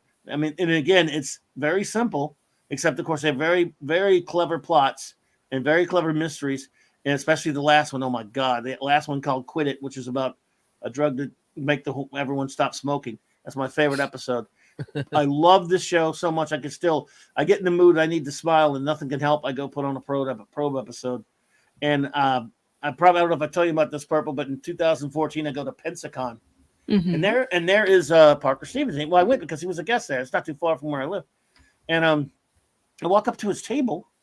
I already told you that, didn't I? I don't know if I tell you that. No. That's a great story. Tell it. Tell it again, just in case. Yeah. Well, I walk up to his table and we start talking. He actually had a picture from Probe up there, and I started talking to him about it. And he said, "I'd almost never bring this picture because no one ever wanted him." Because he was in North and South. He was on the Hardy Boys. He was on Baywatch, for God's sake. Baywatch, yeah. I mean, guys, Baywatch. Come on, don't forget that show. And I'm thinking, pretty boy from Baywatch, yeah. But anyway, so start talking to him, and he said, "I really enjoyed that, but I haven't thought about it in a long time because we got cut short." He said, "I can't believe you know about that show. I mean, I almost never put this picture up here because no one ever buys it." Well, I bought it, and I got him to sign it. We started talking. An hour or so later, he's doing one of the panels, and he's got a pretty decent, fairly decent sized group in there. They're always they're all my age, and most of them are let's face it, most of them are women because girls that back then all loved him. Yeah. But you didn't stand up and say, "Excuse me, in episode 5 of no, what was the combination to the safe?" No, but most of the people in there were there because of Hardy Boys. Yeah, Baywatch. Stuff like that, right? And maybe Baywatch, but he was only on there for a year. But Hardy Boys, was really huge back then, and it was he was a teen idol and all that kind of stuff. Even though he was the older brother, so he gets up there. He was a really cool guy when I talked to him before that. He gets up there on the stage. And he looks down and he goes, I don't really want to look down on everybody. He just brings his chair into the middle of and said, "Everybody just gather around. Let's just talk, ask other questions and stuff." And it was really fun. And all of a sudden I started talking to him, not about Probe that much, just trying to help him. The next thing I know, he's got me running the panel because nobody was there running it from the and he kept asking me to help him out with it. And so next I look around, I'm like, why am I doing this? But we were like, so the whole weekend we bumped into each other a bunch of times and hung out. We had breakfast together. When Michael and Melinda was with us as well, and we talked a lot. Dirk Benedict was there, Starbuck face man. Yeah, and they're really good friends, and so we got to hang out with them and stuff. And like I said, he walked up to me like the next day and said, "Thanks for helping with that panel. I've never done anything like that." He's never been to a con. And that's really sweet. He gave me his card, said, "Call me." I'm an idiot. I could have had him on the show. I still have his card. Call me sometime. I'll be glad to. I told him about the show, how it's about how I talk about a show all the time to annoy people because no one believes it, that the show exists. Yeah, I had to find it on the internet. 6 months later, a buddy of mine sees him at a con in South Carolina, and he asks for a picture from Probe. He says, "Oh, I don't have any more." And he said, a friend of mine met you in Florida 6 months ago and talked about it. He got the picture and he described me. He remembered me and asked how I was doing all this stuff. I said, "Wow, he played one of my all-time favorite characters in television that no one's ever going to see ever." And so that's why I'm convinced the show was made just for me. I have other friends who I've forced to watch it, but it's me. It was made for me. It's mine. It belongs to me. I own the rights to it. But if I really did, I would put it on a nice DVD or Blu-ray, which is never going to happen. So I have shitty copies. Why will it never be released? Is it who owns it, or is it just it's not that popular? Well, it's Universal. Oh, okay. They owned it, and they don't really do. For example, Warner Archive, they put out some Warner Archive puts out some really obscure stuff. Yeah, really obscure. But Universal doesn't do it, and they don't put. It's just there's no demand for it. No one knows about its existence. Matter of fact, I've talked about anyone who's heard me talking about it tonight. In about an hour, you'll forget I ever mentioned it. That it's. I think it's. No, I'm telling you, you will. Everyone will. Everyone listening to this will forget that, and that's why Universal doesn't know it exists. They won't clean up the. They probably won't clean up the prints. I wish I could just get the prints of it and I got a bootleg that's decent copies, and I've watched them. And there's only one. You could tell that they got some of them off of Sci-Fi. I could tell that they got a couple of butchered ones, but I managed to piece together all the ones that, like the pilot. They screwed around with the pilot and cut some stuff out that aggravates me. Why? Oh, why? Does anyone remember the show Wizards and Warriors? Yeah, which was with Jeff Conaway. So I just bought that in the Warner Archive. See, it was like a classic show that I remember just watching with a friend. I'm like, Brian, we love that show. What the heck? Of course, with the internet, I'm like, oh, it's on. I can get it Warner Archive. Take my $25. They put out Man from Atlantis, dude. Yeah. They put out Logan's Run, the TV show. I didn't even know there was a Logan's Run TV show. Yeah, it lasted 13 episodes. Yeah, so the Warner Archive, what they'll do, it's low volume, but they'll basically send you like a printed DVD. You can tell like the color on the DVD is different, and but you can get some classic old series that way that were really really limited. So, you ever heard of a show called Search? No. Early 70s. The pilot for it's called Probe actually, but then they later changed it to Search. They were teasing you. Hugh O'Brien. It was like 72. Hugh O'Brien, Tony Franciosa, maybe, and I forgot who the other guy. Doug McClure, and it was about this Burgess Meredith. Oh, and the Lee Meredith. No, not Lee Meredith. Anyway, Burgess Meredith, and they're this super secret organization there that has uses like technology. That the guy would walk. He's a spy, not really a spy though. He worked for like this private organization. That did investigations, and he would wear like a necklace thing or chain that had audio, video on it, where he could. Back then, this was considered science fiction. They could talk to him through his earpiece that no one could see. they could watch monitor him and all that stuff. And there were 3 different stars. Each episode would have one of the different 3 guys. It only lasted a year. It's called Search. It was pretty much my friend Scott. He was sure that we could not find copies anywhere. Because it only aired for like a season, for 20-something years, couldn't find it anywhere other than crappy old bootlegs and not even all of the episodes. They even put that on Warner Archive. About 15 years ago, he couldn't believe it. Who do we need to petition to get Probe put on Warner Archive? I don't know. I wish Warner would buy it because Universal doesn't do that crap. They don't. I mean. Warner, what else is there on Warner Archive? Oh, wait, I found it on Planet DVD Store. Yep, that's not a legal DVD. I don't know. I'm tempted. I've been tempted to order that one. I don't know to see if it's any better. I have my old copies that had transferred to DVD. A friend of mine had them transferred, but also then I found a bootleg at a con that's at least good copies. I don't know if that's the same ones that you see on YouTube, but yeah, I'm tempted. I've been tempted to order that one you're talking about, but I don't know if I trust that Planet. Trust it. Sorry, I'd be tempted to look next time I'm at a con to see if I can find this, but they've had a crackdown in the last couple of years of people selling bootleg DVDs and things. So you can't see, you don't see them much anymore at the bootleg tables. You're right. Yeah, and I used to love those tables. At Comic-Con, I remember watching that video I took, and then I'd walk by one because I didn't even expect one to be there. So. It's I saw that you had a picture of a boot table, but it didn't have all the stuff they usually have, dude. Yeah, I mean it's very very limited. Yeah, so but of course it's tons. Yeah, but it's like these things you want to buy them, support the artists. It's like but I guess maybe with streaming, maybe you might get the Probe. It's like, is it even worth it to have? I mean, it's only 6 episodes, so 7 plus the 7 with the pilot. So right. would you throw it on a Netflix or one of these? That's I guess what I'm maybe saying. It's tough to market something that only has a few episodes. Unless what's happening now, all the networks are creating their own streaming services. So if it's like on one of those services, then maybe they would put it on just to have it. Like HBO's got almost every HBO show. Plus, it's got to be something people's heard of, though. You know, the two guys that made Probe, Michael Piller and Michael Wagner, went directly from there to Star Trek: The Next Generation in the 3rd season, which is why that got better. Yeah. They even stole. They stole 2. I think they stole at least 1 or 2 plots from 3rd season Next Generation. I mean, on there from Probe. They stole from Probe. Well, in fact, I know they did, and damn them. No, I like those guys, but only 3 people watched the show, so no one knows. Now one. Clobby, Isaac Asimov, and Michael Miller, right. And then there's the thing: anyone else who watches it, I think what happens, like if someone does watch it, their memory of watching it after it's over is taken from their mind and transmuted into mine. Like, no matter what the distance, I don't care what planet, right into mine. So the ownership is mine alone, and no one remembers it after they watch it. Hey, fight me. Prove I'm wrong. Prove I'm wrong. That's why they messed up with Dolly's braces, right? There was a glitch in the Matrix. Yeah. We all remember that. Yeah. I'm cursed. Even I bet Ashley Crow doesn't even remember being on Probe. And there are a couple other actors who were on there. Clive Revell was on. I remember, and Parker Stevenson probably. And he remembers it, but that's only because I reminded him of it. He might have forgotten already.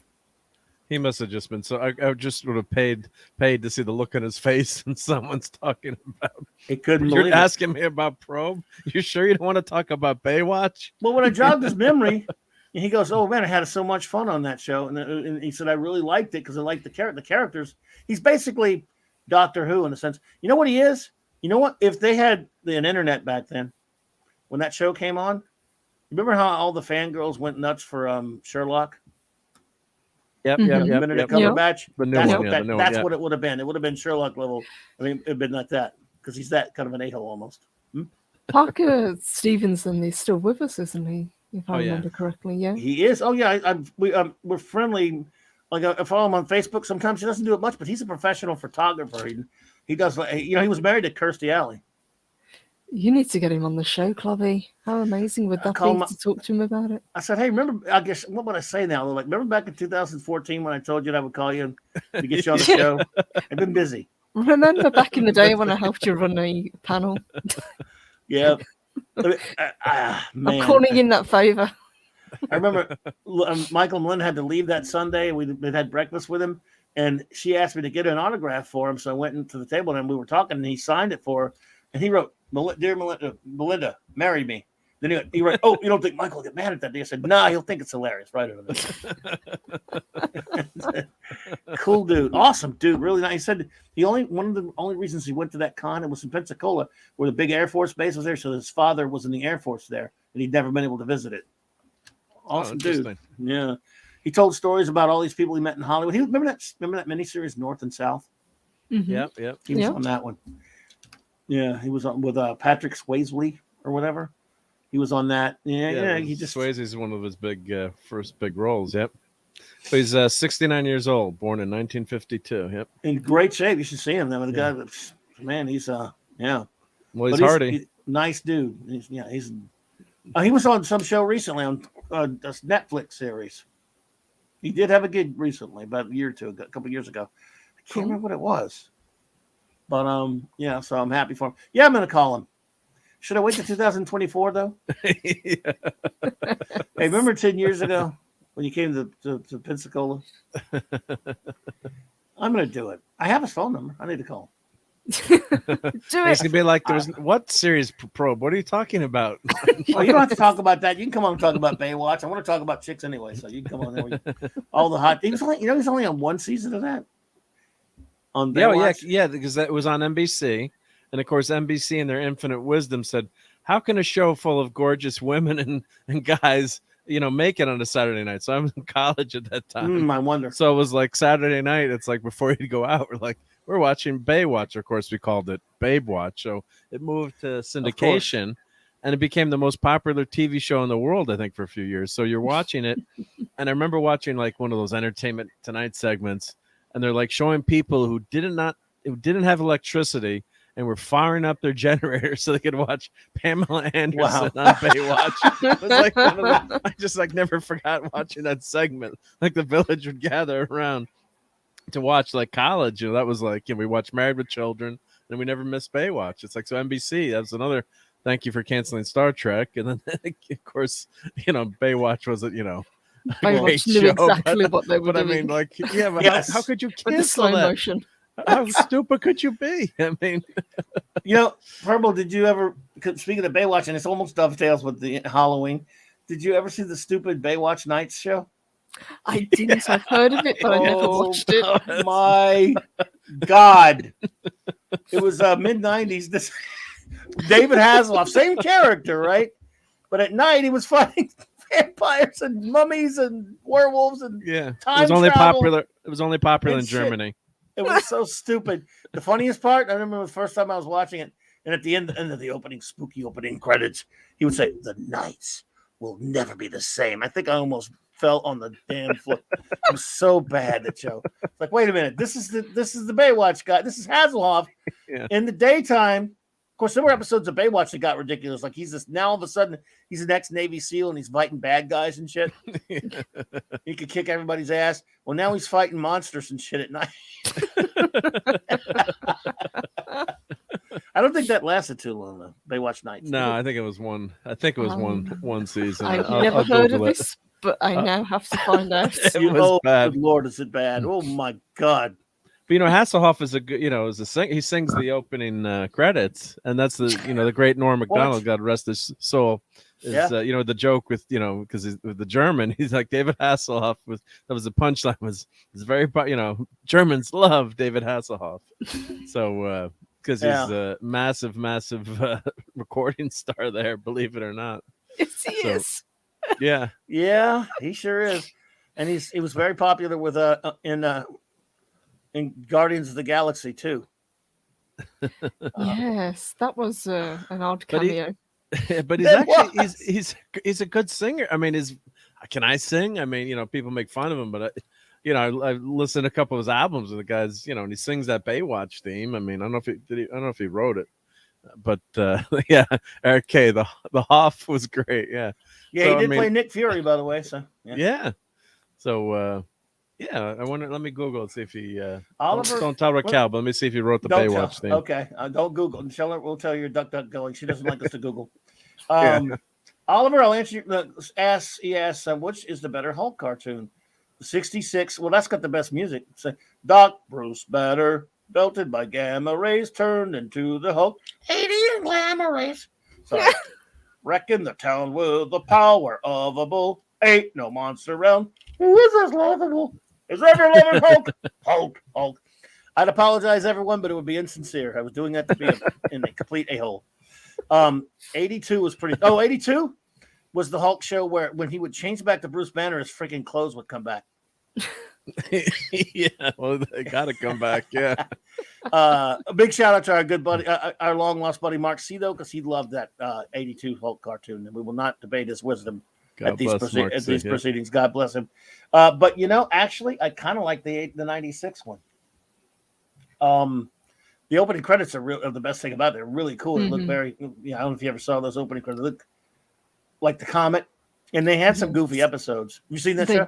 I did. Yes, they did have some goofy episodes. But I actually liked all of the the 90s kind of Marvel cartoons that we had.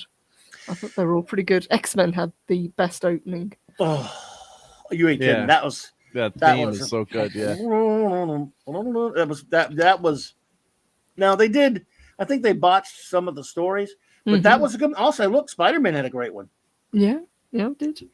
And I love this. Loved Silver Surfer. I thought that was one of the. Oh my God, that was so great. Yeah, absolutely. And of course, the second season of FF. We've talked about that. Purple. That is phenomenal. And you know what we didn't get, though? You know what we didn't get?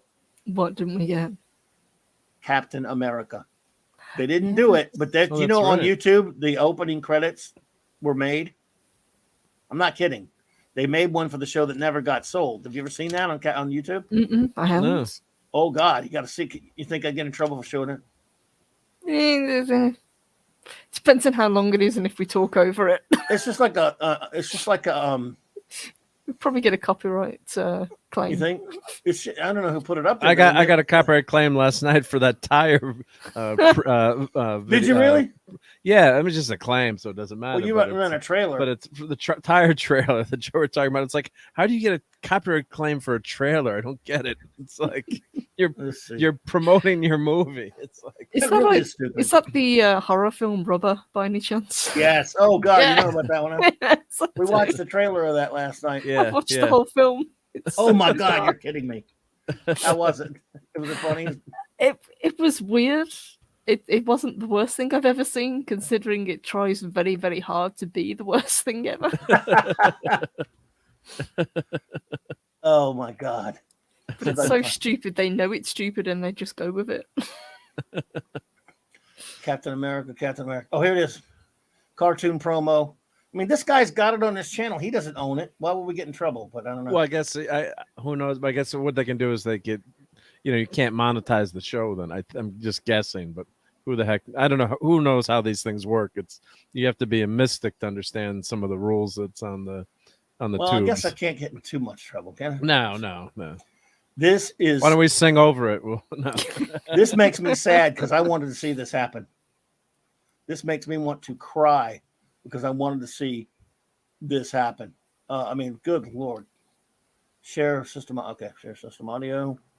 Bop, bop, bop, bop. All right. Tell me if you can see it.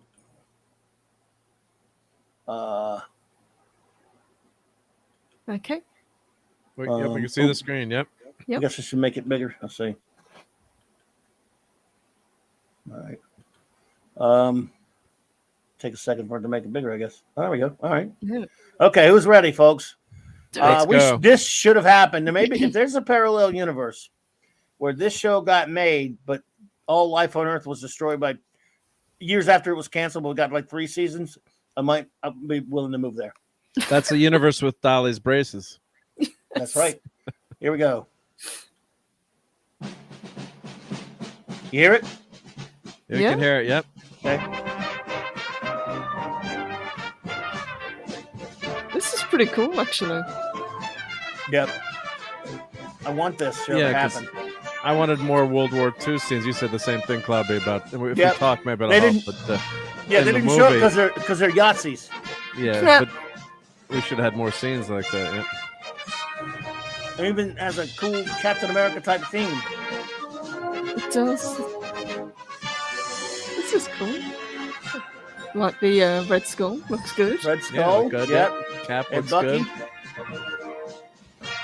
There's Bucky. The shield looked a little small to me, but I don't know if that was me or. Great art, though.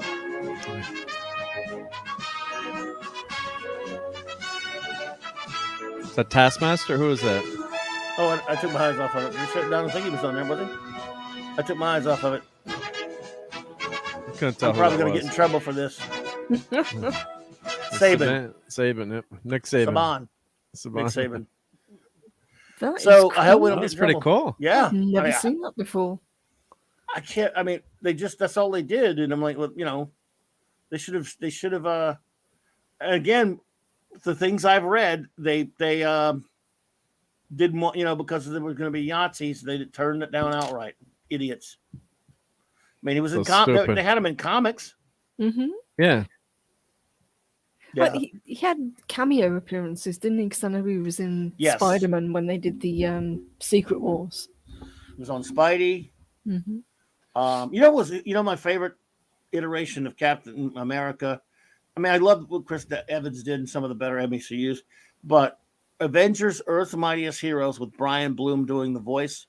That guy was born to be Captain America's voice anyway. Just like as much as Kevin Conroy is Batman's voice. Mm-hmm. That guy, I mean, he talks. I'm like, oh my God, that's what Captain America would sound like. I don't know if you've seen that, but I love Earth's Mightiest Heroes. So, anyway. That only got a couple of seasons too, right before they messed it up. 2 seasons and then 2 seasons, right? Yeah. With a terrible last episode that makes me angry that they did it. But that last episode really pissed me off. But I still would have wanted another season. I'm just saying, I can live with an episode that pisses me off if you don't cancel it. And it was canceled because of that jackass Jeff Loeb and all those other idiots at Marvel who wanted a cartoon to look more like.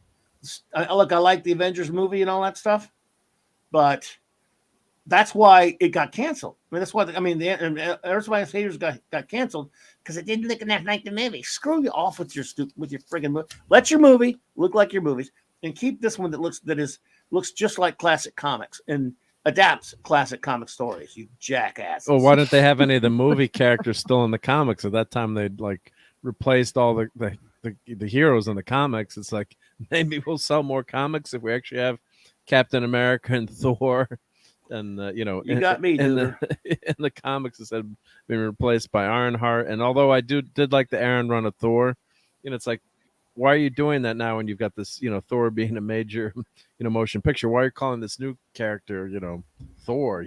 Well, now he's a frog again. So he's a frog, yeah, or Throg. Yep. Claude bought that stupid thing.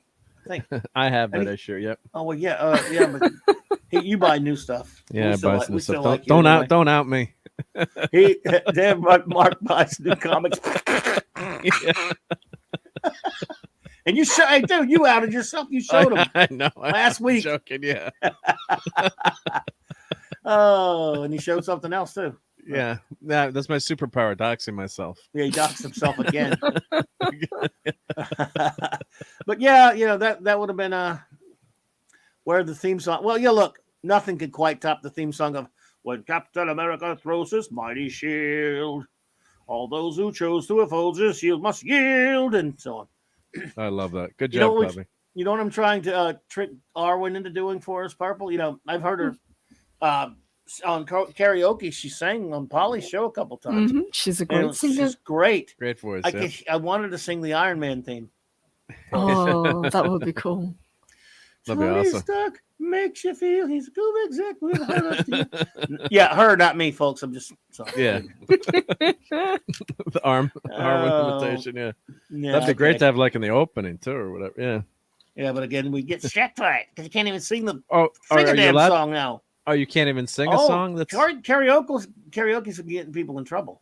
Yes. What if that's ridiculous? Are getting hit at the moment. Yeah. Because don't they have karaoke tracks that you can for that purpose? It's getting people in trouble. Mm-hmm. Oh my God. Let's see here. Well, if I sang, I guess it wouldn't get struck. Yeah, but it's not. Yeah. I don't know. Even DC won't sing songs. Even when people ask him to sing songs, he says that he makes sure they're in public domain. But I didn't know that till I heard him do that. So that means you can't even sing a song yourself. Mm-hmm. No, it's ridiculous. Well, Happy Birthday, they lost the rights to that, so I guess we can sing Happy Birthday, right? I mean, that's. I remember Clobby didn't like the '90s Spider-Man Secret Wars. Oh God, no. Having Spidey, that was so friggin' stupid. You're right, Joe. The Jobber's been with me a long time there. Yes, I don't know if you remember it, Purple or Mark. Mm-hmm, I do. They did the Secret Wars on there. Yeah. Yeah. Hello, Jeffrey Wilkerson. Good that's why. That's why Spidey should never be an Avengers member or a leader. He's an outsider. He was ordering Captain America and Reed Richards and Iron Man, all those guys around like he was the boss. Well, that's why that scene in Avengers is so classic at the end when the cop is kind of telling him to move along, like what do you know, and then Cap takes out like 4 or 5 aliens, and then he tells them what to do. What he said. Like, do what he said. Look, yeah. Even in that movie, when they finally all get together down the street. He goes, call it, Cap. Call it, Captain. Iron Man says it right there. He's the Captain America, is the leader. Yeah. There's also a great, I think, I don't know if we've talked about this before, Purple. Did you ever read Daredevil Born Again by Frank Miller? I haven't. You've recommended it to me, though. There's this great bit at the in the last issue when Daredevil's fighting Nuke in Hell's Kitchen, and there's a lot of fires and stuff. And Miller in the caption alone just gives you chills. He goes, you hear this off panel. You hear, put these fires out, and it says, a voice from a soldier that could command a god. And then it cuts to Thor obeying and does. It's like, yes, that's Cap, a soldier, the voice of a soldier commanding a god. Then he orders Thor around. That should tell you something. Yeah. And everyone just looks at even in Avengers: Age of Ultron. I remember Tony Stark said, actually, he's the boss, but I just make him look good. Cap's the boss. Yeah, one of the issues I think with Thor, it's set in the future, and Thor is reminiscing like, the life of mortals is like a flicker of a candle, but one that burned brightest of all was Captain America. I'm paraphrasing the line, but Hercules. said that too. Or was Hercules? Or maybe it's Hercules. Hercules was eulogizing in that first Wade Garney run when it was pretty good. When he thought Cap was dead, he said we was talking about all these different gods. He says on Olympus, when we think of courage, we think of Captain America. I mean, dude, just chills. Yeah, and, perfect. I guess perfect stuff. I'm a cornball romantic when it comes to my superheroes. What can I tell you? And Cap. Well, and he's not so as super powered in the comics, although I think they've kind of powered him up lately. But back then he was supposed to be just. Back in the day, he was like a Olympic athlete, like the perfect physique or whatever. But he maybe had a little bit of a healing factor. He was tip top shape. He didn't didn't have so many powers. Now they've got and the What If show they've got Agent Carter. Or what do they call her? Throwing around tanks. Throwing a tank. Throwing a tank. I'm like, he couldn't even do that in the first Adventure movie. Throwing a tank and shit. I mean, ugh. No. Yeah, they overpowered much. So. I didn't watch any of those What If episodes. I'll tell you, Purple. I watched the first few, like first 3 or 4. And it was funny because at that point I had watched every single thing that was MCU that had been produced, right? So I was going to just watch it. What the hell? And I watched a couple, and after that, I watched that Doctor Strange one, and I really hated it so much. I was going to still stick it out, and then Mark tells me, yeah, because we were talking one on a Mark show. I think it was. And he mentions that it was Marvel Zombies. Yep. I hate Marvel Zombies. That didn't even after that. I'm not bothered to watch it. I can't. I never liked Marvel Zombies, ever. I know some people like it. That's fine. I liked it. I liked the first few issues, then they got overused. Like as a what if kind of fun for 3 or 4 issues. You're gonna do a fun series. But Eric K is making me laugh again. But thank you, Eric. But then it was Eric K. Well, that goes without saying. Captain Wesley America. Thank you, Jeffrey. By the way, appreciate that. It just got so overdone. I think it sold so well, like anything else when it sells, and then it's like, hey, we can make money on this concept. So the zombies became super popular. So I've got most of those issues in my collection, and I don't know if they're still worth as much as initially, but yeah, they were going crazy for a while with those the zombies, and I remember they were selling like nuts. So, but yeah, the show was not, the way they did it. And they had Peter Parker, thanks, Eric, Spider-Man. Thank you, Eric. Joking around and telling like really bad joke. Everyone's getting eaten and killed by zombies, and you still got this Spider-Man, throwing horrible jokes out there. It's like maybe too soon, wrong time. It's as much as you want to hear Spider-Man tell jokes.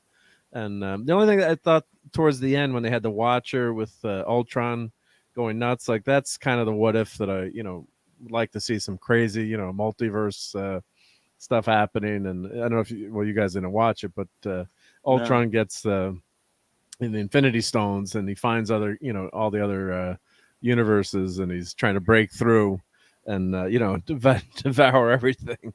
So that that was kind of interesting, but a lot of them were. And Agent Carter, I didn't mind as much. It wasn't bad, but there was nothing joyful or funny or really like, oh god, that's amazing, that's so cool. Like some of the cartoon issues, because they stuck with the MCU, and the Doctor Strange one I thought was really dark and depressing. But what if once in a while you should have some fun things? So I think Lord Toth. He liked that one. It made me sick. But it was very it was so dark. So that not spoil. Everyone has a chance to watch it. But he just turns evil because what's the character's? I'm forgetting the name. She dies. Yeah, his girlfriend from the movie dies. So and he's trying to bring her back to life. And learn all the mystic arts, which is kind of a neat twist. Instead of having his hands damaged, the way it ended. I mean, surgery. But then he releases hell. He releases hell on Earth, and basically the world gets destroyed. Yeah. So thank you. It was very dark and depressing. So yeah, not so fun. Yeah. The only time I got suckered into buying a Marvel Zombies book was when it was Ash versus Marvel Zombies. Ah, there you go. I bought it for some reason because it was Ash. It was still stupid. Yeah, That sounds pretty cool, to be fair. Yeah, I mean, that's what got me. And I read it, and it was kind of funny because it was Ash, and I'm like, this still got Marvel zombies walking around. I hate this crap. I liked the initial concept. I thought, like Mark said, as something like a one-off or 3, episodes or 3 issues. But yeah, they just ran with it for too long. You know where they got that whole title from? A joke, and I'm not kidding. Back in the 80s and 90s, if you were there were people running around. If you read all you read was Marvel, you got called a Marvel zombie. Yeah. Like you were just you got made fun of if you couldn't read anything but Marvel. And later get it, Marvel zombies. Well, we'll make Marvel zombies. And that was even that was before Walking Dead made zombies popular for a while as well. That's right. Yeah, definitely. Yeah. Yeah. Weird, wild stuff. But I don't know, man. It's this. They don't make it. We're about to suffer through Eternals, dude. So we're taking one for the team. You should. But I'm gonna get my popcorn and Reese's though. So, but you should buy a ticket to something else and then walk into it. But you're too late. Hey, Ghostbusters is coming out on the 18th. Oh, all right. There's a good point. That could be good. Anybody? I mean, what do you think, Purple? Are you interested in that? I mean, are you at least cautiously optimistic? Yes. Yeah, I am. I watched the trailers. I thought they looked fun. I'm not expecting it to be as good as the original Ghostbusters, but they seem to be at least trying. And they retconned the 2016 film out of existence. So I hope they ignored it. Thank you.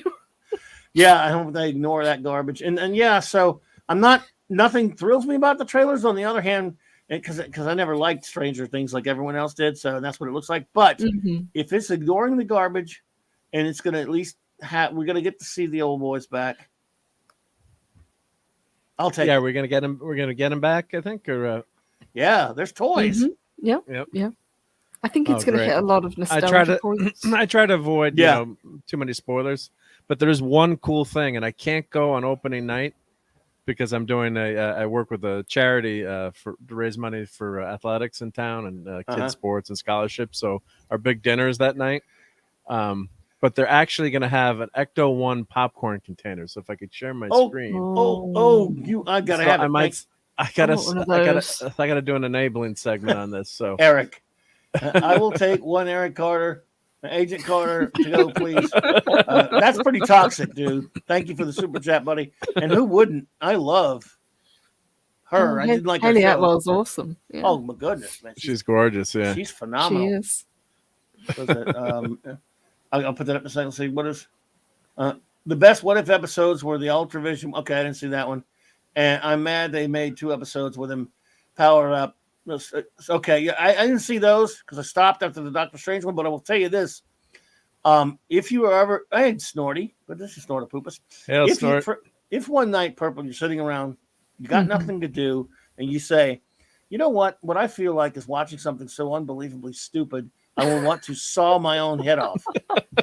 If you get in that crazy mood, you want to watch something so stupid that you want to go heat up a big old can of Crisco and then drink it, or do something else self-destructive because it's so goddamn stupid, go watch the Star-Lord T'Challa episode of What If. Yes, I heard that was terrible. Whew. Terrible doesn't even cover it. It is beyond belief. How you write that episode, here's the thing. Bad stuff's fine. Some things are bad. Some people, we all have different metrics on what's good and bad. These people sat in a room. I guess it was a room. Maybe they were outside. At a picnic padded room. They're on Zoom. A padded room. And they said, how about a story where, how they always call everyone a Mary Sue? Let's turn T'Challa into Star-Lord, and he will solve the ills of the universe and even make Thanos his bitch. I heard about that, but didn't they basically doom the universe because of that? Because even though Thanos was stopped, Ego wasn't. Yes. True. That's true, actually. Yep. Yeah. Yes. But still, it was stupid beyond belief. It was like he was so. I mean, why would the galaxy be a hunky-dory place just because T'Challa instead of Peter Quill was out there? Everybody becomes sweetness and light and lovey-dovey, and everyone becomes a sweetheart. including Thanos, because of T'Challa. I mean, somebody. I mean, you could walk into that writers' room and just start smacking people, and you might go to jail, but you would have done the world a service. Like, are you out of your? Who sits there and goes, yeah, that's a great idea, boss. Wow, let's do that.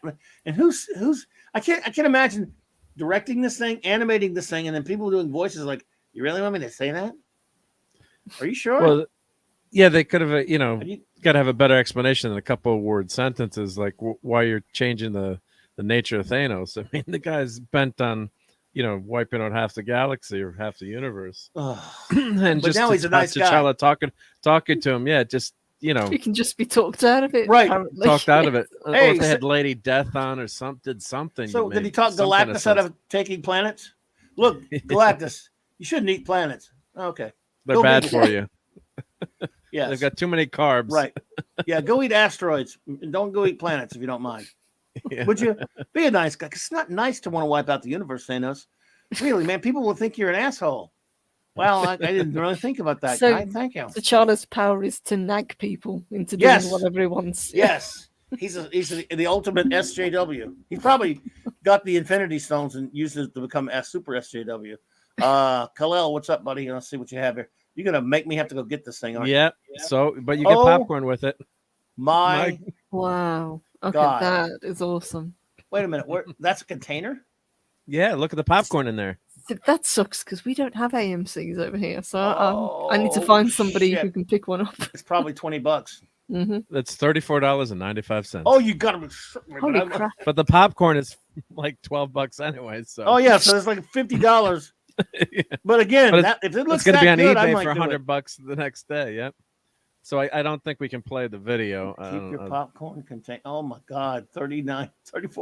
Look at how cool that is. You get an Ecto One with popcorn. So I might send my daughter that night just to get it because it's only going to be available the first night. That night, it's only first night and limited quantity. If you can't send your daughter, I will get it for you.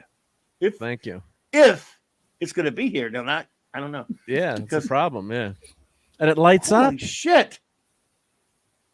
Let's see popcorn. Really cool. Oh my God! How much popcorn can you actually fit in that thing? At that you point, pull the top off? Yeah, you don't give a shit about the popcorn. Yeah, it's like, I don't care. Oh, but yeah, I guess the popcorn. See, it comes in this box, and I guess it looks like a cool Ecto One too. It's not bad. Not bad looking. Yeah, thing's pretty big. Yeah. Yeah, and it's based on the movie one. So the popcorn. I guess. So. It's the movie Let's one. See, product page tie-in is not now live. Goodness, Let's see if this is. So it pops popcorn, up the top right there. Yeah, 34. Yep. Oh, and Jesus! You got to go to a first feature. Okay, well, let's look at where you're in. Let's check your state. Let's see. I hope you get free refills with this. Sometimes you get popcorn refills if you get a big thingy. Now, is this tells you the states that are going to actually have this thing? Yeah. So AMC or just where it's playing. No, where they're going to have the thing. AMC Baton Rouge 16. Yep. You know that one? Yes, sir. And I'm Mall going of Louisiana. Mall of Louisiana is the one I will go to. It's closest. Wow. Okay, so I'll find out. I'm going to Venmo you some money if my daughter I'll can't grab go. it for you, man. Chloe's going to come back with like a dozen of these things and put them on eBay. Like I can't afford two of them. One of them a dozen, but yeah. Well, they're going to end up on on eBay the next day for $100, probably, right? Nice. I could probably make more popcorn with my little bitty Batman popcorn maker than it fits in that thing. Yeah, but that's okay. I love movie theater popcorn. The Eternals, I'm going to need a lot of popcorn. Yeah, so that's what I do. I buy my popcorn and my Reese's Pieces and mix them together. That's you gotta have popcorn with candy. Purple, is it like ridiculous at concessions as it is over there as it is here? Like it is $20. You can't walk away if you want big popcorn and a drink. $20 or something. You wouldn't see much change from £20. Yeah, and the price of tickets has gone up as well, so it can be probably about £17 more if you go to IMAX. Yeah. Yeah, no, I'm definitely not going to go to IMAX for a Squirrels. Screw it. I'm going to go to the movie tavern because this is 4:00, and just sit there and be the only person in the. By the way, I was checking the tickets. I I wonder how much the food I'm gonna buy a costs. ticket for something else, but at Movie Tavern, there are no seats reserved there so far. There are no seats reserved. I'm talking Eternals, not Ghostbusters. Reserved at that theater we were just talking about, the AMC. Nobody's reserved those for Eternals. Wow. Oh, you could win a pinball machine too. Oh, I can't get that for you. Oh, I'd love to have that. Wow. Oh my God, that is look how cool that is. Yeah, this is the kind of fan service we want, right? That's a spoiler too. Look at the screen, or look at the top of it. They're all over it. They're all over it.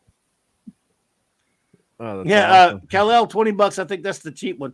I think you do get refills. Yeah, now, you do get refills if you want to leave. Yeah. Do you get popcorn every time? What do you do when you go to a theater? Purple, do you get popcorn or you get other stuff? I used to. I tend to buy a drink now, and I tend to kind of sneak in my own snacks if I can. You and my son will run over to the fresh market thing and get some kind of healthy crap right next to the theater. You know, I don't do healthy. I do just that's good. Big bags of sweets and things, but yeah. Yeah, we do smuggle. But he'll get some semi stuff over there. I'm like, you utter bastard, as Blackadder would say. You utter creep. How dare you? Oh, look at this one. Ghostbusters. Is that all? Yeah, that's all. Well, it's just came out. They just started selling. That's for the Dobley edition. Yeah, check Eternals. I bet you're the only one that's gonna have it. You're gonna be the one with the freaking seat to Eternals. Let's check Eternals. Yeah. So there's still plenty of seats for the 4 o'clock. Yep. Eternals opens Thursday, and you're gonna be the only one in there with the damn seat because I'm gonna be the only one there with my seat. Let me check Eternals. Yep. I gotta see that. Let's go to Eternals. Yep. Well, I mean, I don't know. But I still think, like Gary said, he was going to buy a ticket to something else and then walk in there, but I don't know. Depends on where you are. You can't always get away with that. No, they're strict now. Yeah. So let's see. It opens Thursday. Let's see how many seats have been sold. It's Ghostbusters for the Infernals. Eternals. There you go. Let's see. Well, 9:30. You're going to 6 p.m., aren't you? I'm doing the 6, but I'm going to set the show back an hour later, by the way, so we'll have time. Oh, I can't believe it. All those people going. Yeah. Well, this is a very small theater. That is tiny. Look at that. Yeah. It's an amazing theater to seat it, but it's got those reclining seats, and it's like $20 to go. So let's see. So that's not bad, actually. Let's see what the 9:30. The tables on them and stuff. Keely Chow. This was Avengers. This was Avengers. It'd be totally. They'd be gone. I'm surprised at that, man. I got to be honest. Let's see the IMAX. The IMAX is much bigger. Oh yeah, there's no one in the IMAX. And that's Thursday night. So that's that's a beautiful theater. Right, that's the IMAX. Yeah, it's kind of a small IMAX. One. It's not a full. It's big, but it's the screen is like it's like a 3/4 IMAX. So it's somewhat fake news, but it's really good theater to go to. But it does have the reclining seats. So and it doesn't. The IMAX scares me. I love IMAX. When IMAX first opened, I got dragged to the first movie that played IMAX there at the brand new at that theater we were just talking about, the Mall of Louisiana, by my nephew, who I wanted to strangle. He dragged me to see freaking Sucker Punch there. I must have killed your ears. Hack Snyder. And I'm like, do we have? I didn't hate him as much. This was before Man of Steel, but even though I had problems with his Watchmen, I thought 300 was okay. So I was like, yeah, all right, yeah. Are you sure you want to go? All right, IMAX, huh? Okay, yeah. Other movies in IMAX, I guess, but this is one of the loudest, most obnoxious pieces of garbage I've ever seen, and that would have been that way on TV too. So imagine it in IMAX. It was a weird film. Oh. Jesus, mother of God! It killed you, right? Yeah, I can only imagine. Oh, so nobody is that nobody's not one ticket. This is not one ticket sold for Thursday, November 4th, 7 p.m. This is the regular theater because it's more expensive. People say if I would go. No, this is the cheap one. This is the cheap theater. This is the cheap seats. Oh, that's not the IMAX. Okay, that's not the IMAX. Yeah, no, but I mean, that's go for the cheap ones. Yeah, so let's see what on Friday. IMAX? Let's see what Friday is. Are you going to IMAX? I mean, I'm going to go to the recliners because at least if it's bad, I can fall asleep. They got have recliners a recliner. In the 9 IMAX. Not in our theater, yeah. Not in this one, yeah. Oh, okay. We got recliners even in the normal ones. Let's see what the Dobley is doing at 6:30. Oh my! On Friday. Oh, that's the small theater, so that's not. That's the diehards, but that's not many seats. Like, let's count the rows. Let's see, 1, 2, 3, 4, 5, 6, 7. I remember when you couldn't get a ticket first night. There's 20. All right, here we go. 20 seats. Let's see, 1, 2, 3, 4, 5, 6, 7, 8. 8 times 20, so 160 people. That's no one in there in that theater. I beg to differ, Keely Chow. What you say there, I differ with you. That Hack Snyder is an SJW, sir. Sorry. Darth Haster, what's up, dude? Wow, Friday Night IMAX. Yeah. So Captain James, we're taking the pain so the rest of us don't have to. Yes, we're taking that Eternals bullet for you all. God, there's no one there. I mean, there's, Yeah, the heroes we need, but not the ones we deserve. No, definitely not. Because we're a couple of dopes going to see this. I'm doing it for Jack. That's my excuse, folks. Yep. And, so wow. Let's see if they've. Oh wait, they sold 4 seats, 5 seats, for the regular theater on Friday night. There you go. There you go. Good. That's it. Yeah. How many tickets do you think Disney will buy this time? They'll buy a lot. They probably bought those that Mark's just looking at. Yeah, buy them up. Oh. I mean, true. If we'll be honest though, if we don't like it, we'll say we don't like it. But if we do like it, or there's parts we like, yes. Then I was trying to get my wife to go. I'm like, but she's like, she hates Angelina Jolie. She's like, is she in it? She's like, I'm not seeing it. I can't stand her. Keely Chow, it's got the hot guy from Game of Thrones. Keely, I think I would rather watch. I hate, even though I hate BVS, I understand where you're coming from, but I think I'd probably rather watch Batwoman than that because it might be funnier. Just who knows? It might be funnier. Man, look at that. That is so cool. Yeah, that looks great, doesn't it? I mean, that's the way to go. I mean, toys. Oh, here's a good picture. Oh, here you go. Don't spoil anybody on the toys. Yes, this is what concerns me, the kids stuff in there. But at least we'll see those. Doesn't look like you can get that much popcorn in there, does it? No. Hell no. You get like, look at that. It's not, well, maybe the insides are not maybe a lot. It's deeper than it looks. And then, once you get like past a certain point, how you get in that, you got to turn it over to get the damn pop card out. But that's just away from, I mean, that's a cool toy. I mean, that's too cool. That's a nice toy to begin with. I mean, that's, that's huge. Pretty well done. Yeah. For $35. I mean, and then I guess they're going to try to get people to the theaters. Are they going to give you the box? That night. I guess they're probably going to give you, I don't know what's going to happen. You get the box. I want the box. Handle the box? I don't know, but you're going to have to figure it out for me. Yeah, because you're going to sit down with a box with your popcorn in a box. You put your popcorn in the box. I'm going to have to buy a seat for my Ecto 1.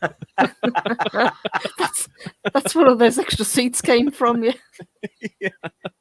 It's like, excuse me, sir, can you move your coat? No, I bought a seat for my coat. Go away. Clobby, do you prefer actor Chris Evans as Johnny Storm, aka Human Torch, or Steve Rogers, aka Captain America? To be honest, even though I don't like those, I have a lot of criticism of those FF movies. He's great as Johnny Storm, but I maybe like him a little bit better as Cap. But I think he's great in both roles. In real life, he's a putz. But Keely says, you either die here or live long enough to see yourself become a broken man from watching Batwoman. Yeah, it's a chore, Keely. I'll grant you. I feel bad for Az having to suffer for that, but better him than us. Hungry Boy almost got me to snarf. That's why drinking, like you said. Huh? Sorry. Yeah. Oh, go ahead. No, he said popcorn. Hungry Boy said, "Where's the comment?" No, just flew up on the chat. I'd rather watch a remake of Wicker Man again than watch 5 seconds of Jolie on film. Sadly, I must try to watch Eternals. I was drinking him. I almost spit out my drink. God, thanks, Hungry Boy. I made a laugh. Oh my God, the Wicker Man. Yeah, I have a soft spot for Nick Cage, but I hate him for making that film. I never saw that one. Don't do it. Just don't. Wow. If you like the original Wicker Man, just don't do it. I haven't seen that either, but I could definitely feel you there because anytime you like the original something, watching, well, we talked about that earlier when we were talking about Fright Night. If you love the original something, you best not want to watch the remake. So yeah, I'm with you. Nicolas Cage. Oh man, that guy. Well, look, at least he didn't play Superman. So that's something. I was watching something the night they're talking about how bad a movie was, and they're playing the Nicolas Cage Wicker Man screaming scene. You know, my eyes, my eyes. Oh, God. Oh my goodness. Oh well. Anything else, folks? We've been here 2 hours, and I know it's late for Purple. And again, I just wanted to pop on and hang with everyone. So if anyone's got anything else we need to cover before we start saying our long, tearful goodbyes. I just want to thank you guys for taking one for the team with the Eternals. Oh. So it's the least we can do. I mean, thank you, Purple. What a couple of anything for you. Yes, we're grizzled war veterans. Are we going to print T-shirts, Clobby? I survived the Eternals. I survived the Eternals. Now I better be serious. Look, everyone. For those who don't know us, I will tell you this. In all honesty, and it won't be easy. We sound very biased, and we are. I admit the bias. Nevertheless, I've done that before, and when I finally watch something, I always tell someone, even if I don't think this is going to be good, or even if I really am convinced I'm probably going to, it won't be. If there is anything good to say about it, I'll say it. It won't be. Look, I'm full disclosure. It will be painful. It'll be sitting through a Tom Cruise movie painful, and that's painful for me. That's not. I wouldn't know. I never sat through a Tom Cruise movie. You never watched Tom when you didn't like Risky Business or? I think I saw Risky. That's the last one I saw was Risky Business, and decided I hated Tom Cruise so much that I would never watch anything again. And I've had for years, by the way, Purple. People I've had for years. People try to get me to watch Tom Cruise movies, and I hate him so much. They'll walk up sometimes and go, "Hey, did you see?" And it'll be a Tom Cruise movie, right? And I'll go, "Well, who's in it?" "Well, Tom Cruise." Well, there's your answer. I don't have to say no. "Oh, come on!" But I know what you mean, but you got to watch it. I said, "No." You didn't like him as the 5 foot tall Jack Reacher? I'll never know. Well, I call him Jack Reach Around, but I will never know. One thing for him, at least he goes all out for his roles, and he's physically, I'll give him that. He doesn't need me. He doesn't need you. He doesn't need me. I think if you call Tom Cruise and said, "Do you need that fat jackass down in Louisiana to watch your movies?" he'd go, "No, I'm okay. It's fine." So you're not going to. I don't know. He might go. You're not going to call him and say, "Oh, I couldn't get Parker Stevenson on the show. Mr. Cruise, would you like to come on this week?" No, I'd rather talk to Nicolas Cage. There we go. I'd rather talk to who do I hate right now? Well, it's still Cruise. I can't find anyone worse. So no, I would rather not talk to him. But if he called in and he said, "Look, if you watch one of my movies, I'll give you $2 million," I'd think about it. Okay. I'd say, "Let me think about it." I know it's the committing, but the last movie I saw with him was either Risky Business or Taps. Yeah, Taps. With Timothy Hutton. Yep. That was good because remember he got killed in that. He got shot up. Yeah. So that one I liked. So for some reason I can't imagine why. I don't know. I want the truth. Yes, Steve Mitchum. Yep. So I don't mind Cruise as much, but that's okay. That's okay. I've got enough hate for him for all of us. What you got going on, Purple, this week? Tell everybody what's going on with you. I will actually to address it. Claude said you'd want to eviscerate Nick Cage over The Color Out of Space, a movie about a color that's indescribable and it's purple. Oh my goodness! I've actually seen that because I'm a big Lovecraft fan. I didn't hate it, but it's not a good movie. Which one again? Color Out of Space. I don't know that one. So it's kind of a modern take on one of Lovecraft's more famous short stories. And Nicolas Cage cages the hell out of it. I have not seen that. Wow, I've never heard of it either. I mean, not even I've heard of it. 2020, if I remember correctly. Okay. So. Wow, I'd not even heard of that one. My goodness. It's one thing. Thank you, Keely. I appreciate you. It's one thing for me to know. I mean, there's plenty of things, movies I've heard of that I don't know or never watched, but it's weird. Yeah, that's crazy. Let's see. At least Val Kilmer has valid excuses to why he's making crappy movies these days.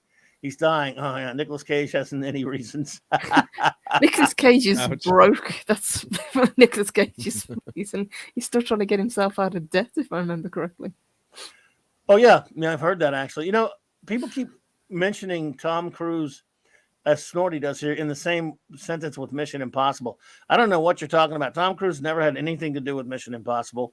That show was on the air when he was a little kid, and he never had anything to do with Mission Impossible. You guys are conflating him with Peter Graves and Martin Landau and Leonard Nimoy. In fact, he was a very tiny youngster. He's around my age. So Tom Cruise was never on Mission Impossible, guys. What are you talking about? And if you ever heard my lyrics to that Tom Cruise theme to the tune of Mission Impossible, put it this way, I can't do it on the air. Uh-oh. Yeah. So, but yeah. So I don't know. Why do people always do that? They always mention Tom Cruise and they say Mission Impossible. I don't understand what the two have to do with each other. That's weird. Yeah. Well, I like Peter Graves too, though. Hungry Boy. I mean, he said now I don't know if I can go that. Even I can go that far. I mean, Martin Landau was cool. I even liked the Leonard Nimoy episodes. Shatner and Nimoy just missed each other. Like when Nimoy left the show, Shatner was on like the very next one or something of Mission Impossible. Well, that would have been cool to have them together. I think so. It was close. Well, they were on a Man from U.N.C.L.E. episode together, by the way, before Star Trek. So what you got going on this week, Purple? Pretty much usual. I will be back on Wednesday. I've got a couple of shorts that I need to release, and we've also got Pink and Purple on Wednesday as well on my channel this week. So looking forward to that, and then back on Friday as well. And I'm hoping, fingers crossed, to have a show this Sunday as well. I'm just waiting to hear back from a guest. Oh, great. Fantastic. Absolutely. I know there's no one here, and I don't think it's even a possibility for anyone here right now to not be subscribed to Purple Valkyrie, because if any of you are not subscribed to Purple Valkyrie, then it's over between us. Sorry. Your agonizer, please. In the event that you're not, or you're listening to this later, then of course her link is in my description below, as are the links of many fine YouTubers that you would enjoy, also in the link below. The description below. Mark D, I know what you got planned, because we've got it all planned for the same stuff. A lot of stuff planned. Yep.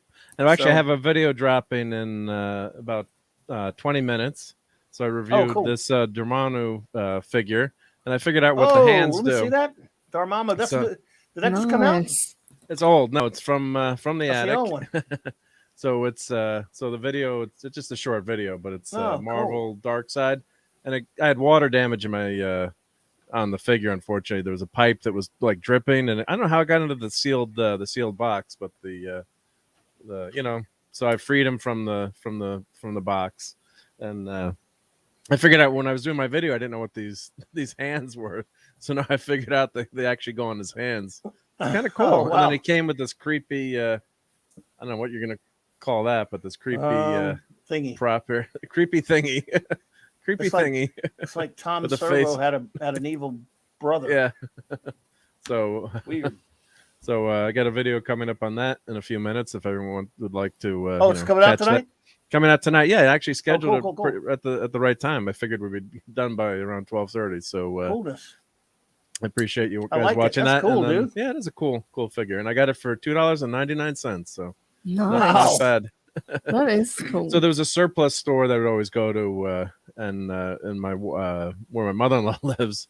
Every time we'd visit, and they had a toy aisle, and it was all the toys that didn't sell, and I guess they would buy like from KB and Toys R Us, and I got this guy, so I'd always scour the shelves. So it was ever there, $3, you can't go wrong. So yeah. So that's how I was able to get a lot of my toys. Yeah. So excellent, dude. So and we'll be on all week reviewing Eternals, and of course, I'm sure you'll mention the Thursday night show, and then I usually have my Sunday night show.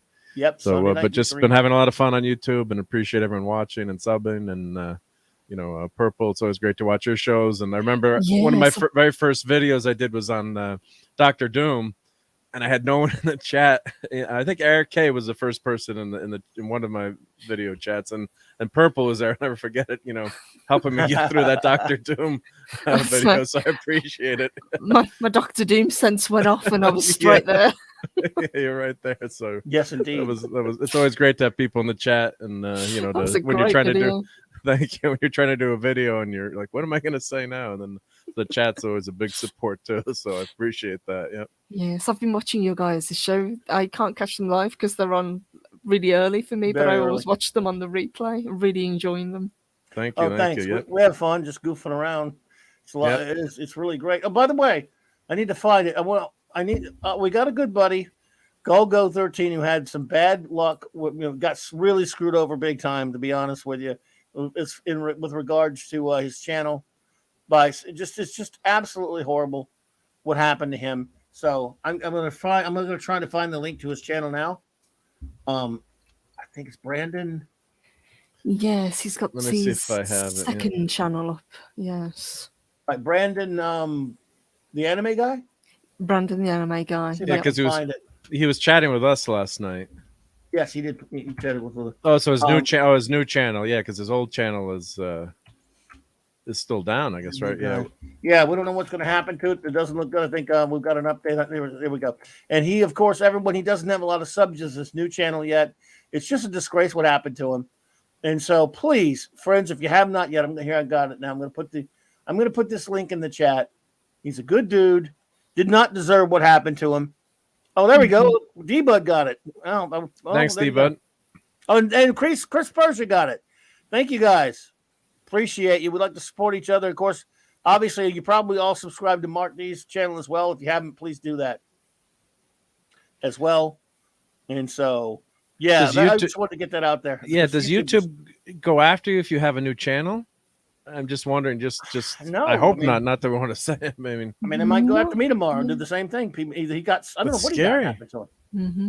Well, if someone doesn't like you, they can just go after you. It seems like and make a claim, and then Midnight's Edge is off for a couple of weeks now, and it's really scary because we all put a lot of work in our channels, and we have a lot of fun doing this, but you don't want to see what you've done just at a whim. Imagine you wake up and goes all his work and all his videos and.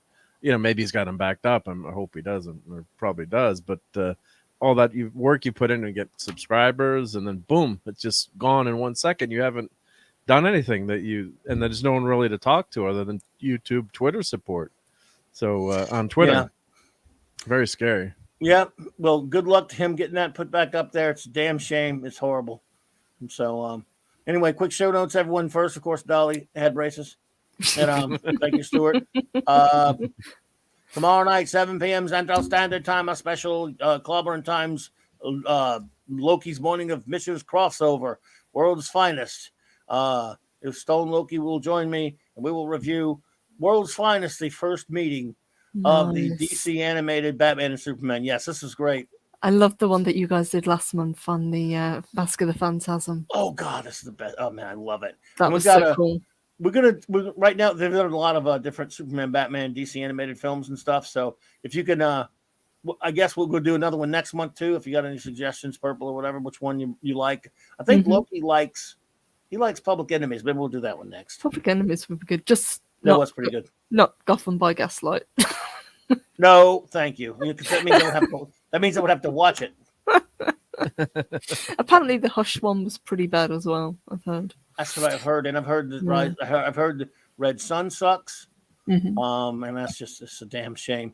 Let's see here, and then of course, yes, Wednesday night, 9 p.m. Central Standard Time, reviewing Jack Kirby's 19 issues and one annual run of the Eternals, the real deal Eternals, reviewed by my great buddy Mark D with a C, and we're hoping our good buddy Nicholas Weiser is able to make it. He said he's going to try. And that will be fun.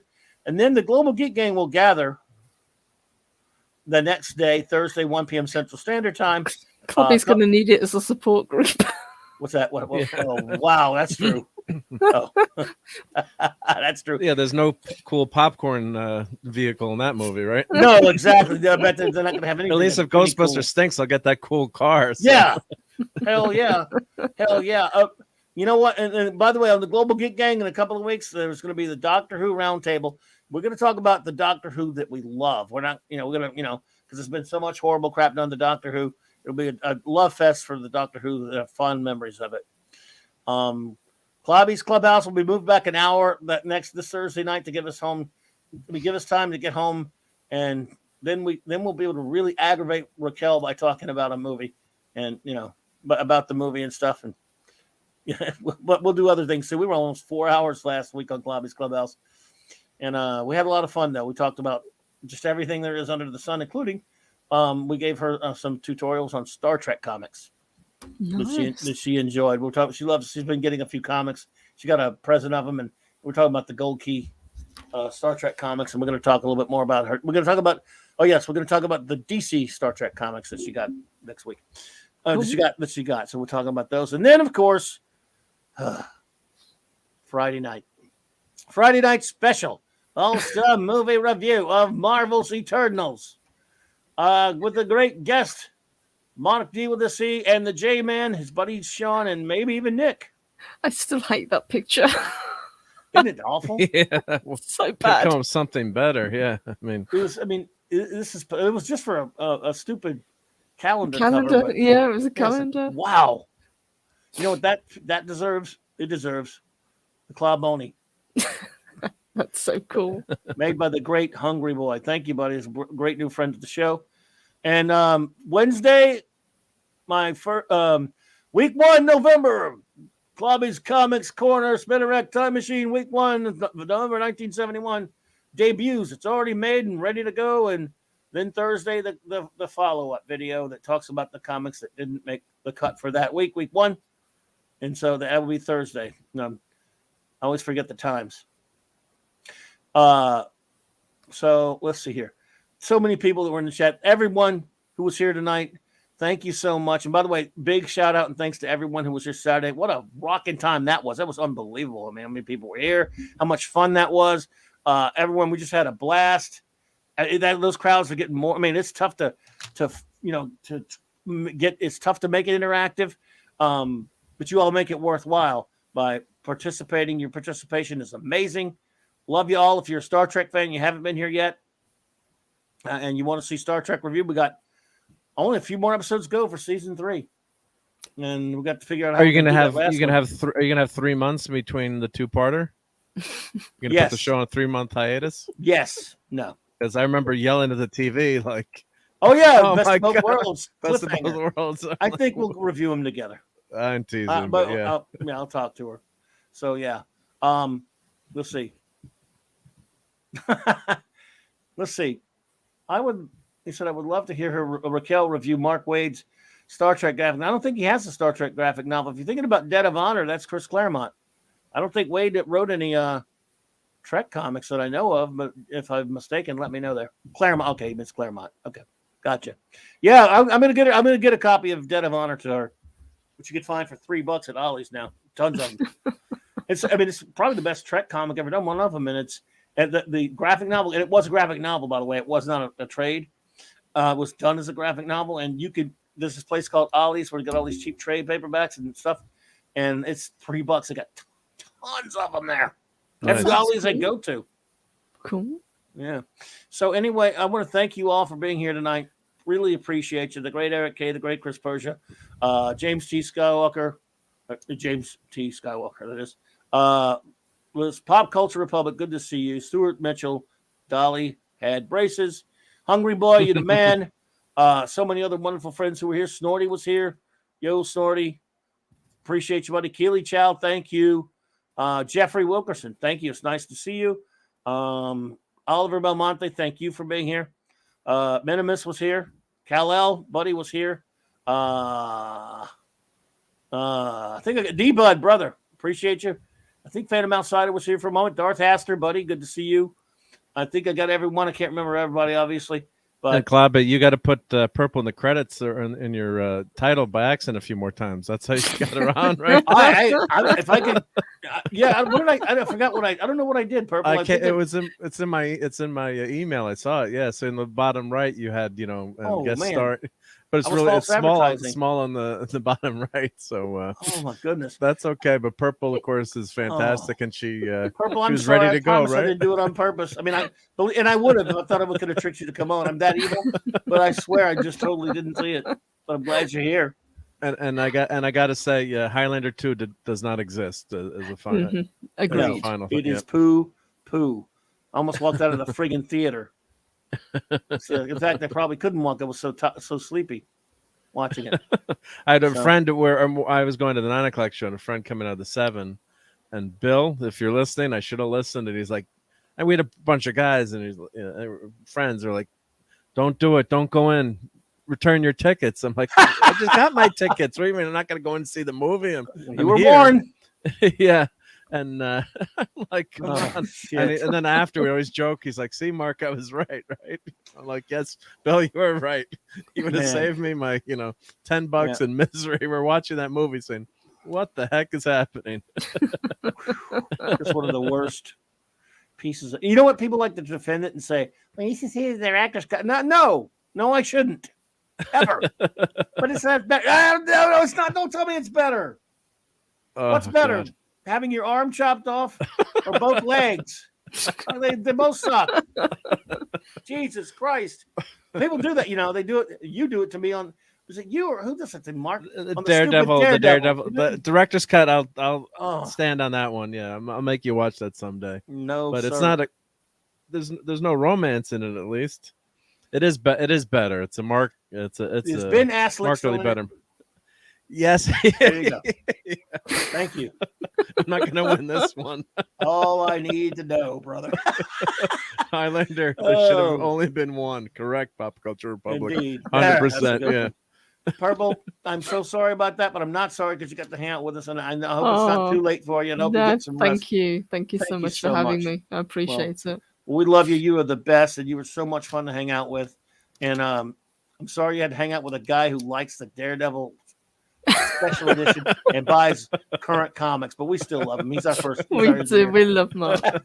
Thank you. All right, brother. Appreciate you for hanging out with us also. Thank you. It was a blast. Thank you. You're the finest engineer in the fleet. Thank you. And a big shout out to the great Stone Loki for this outro that he made for me. Good night, everybody. And have a pleasant tomorrow. Good night.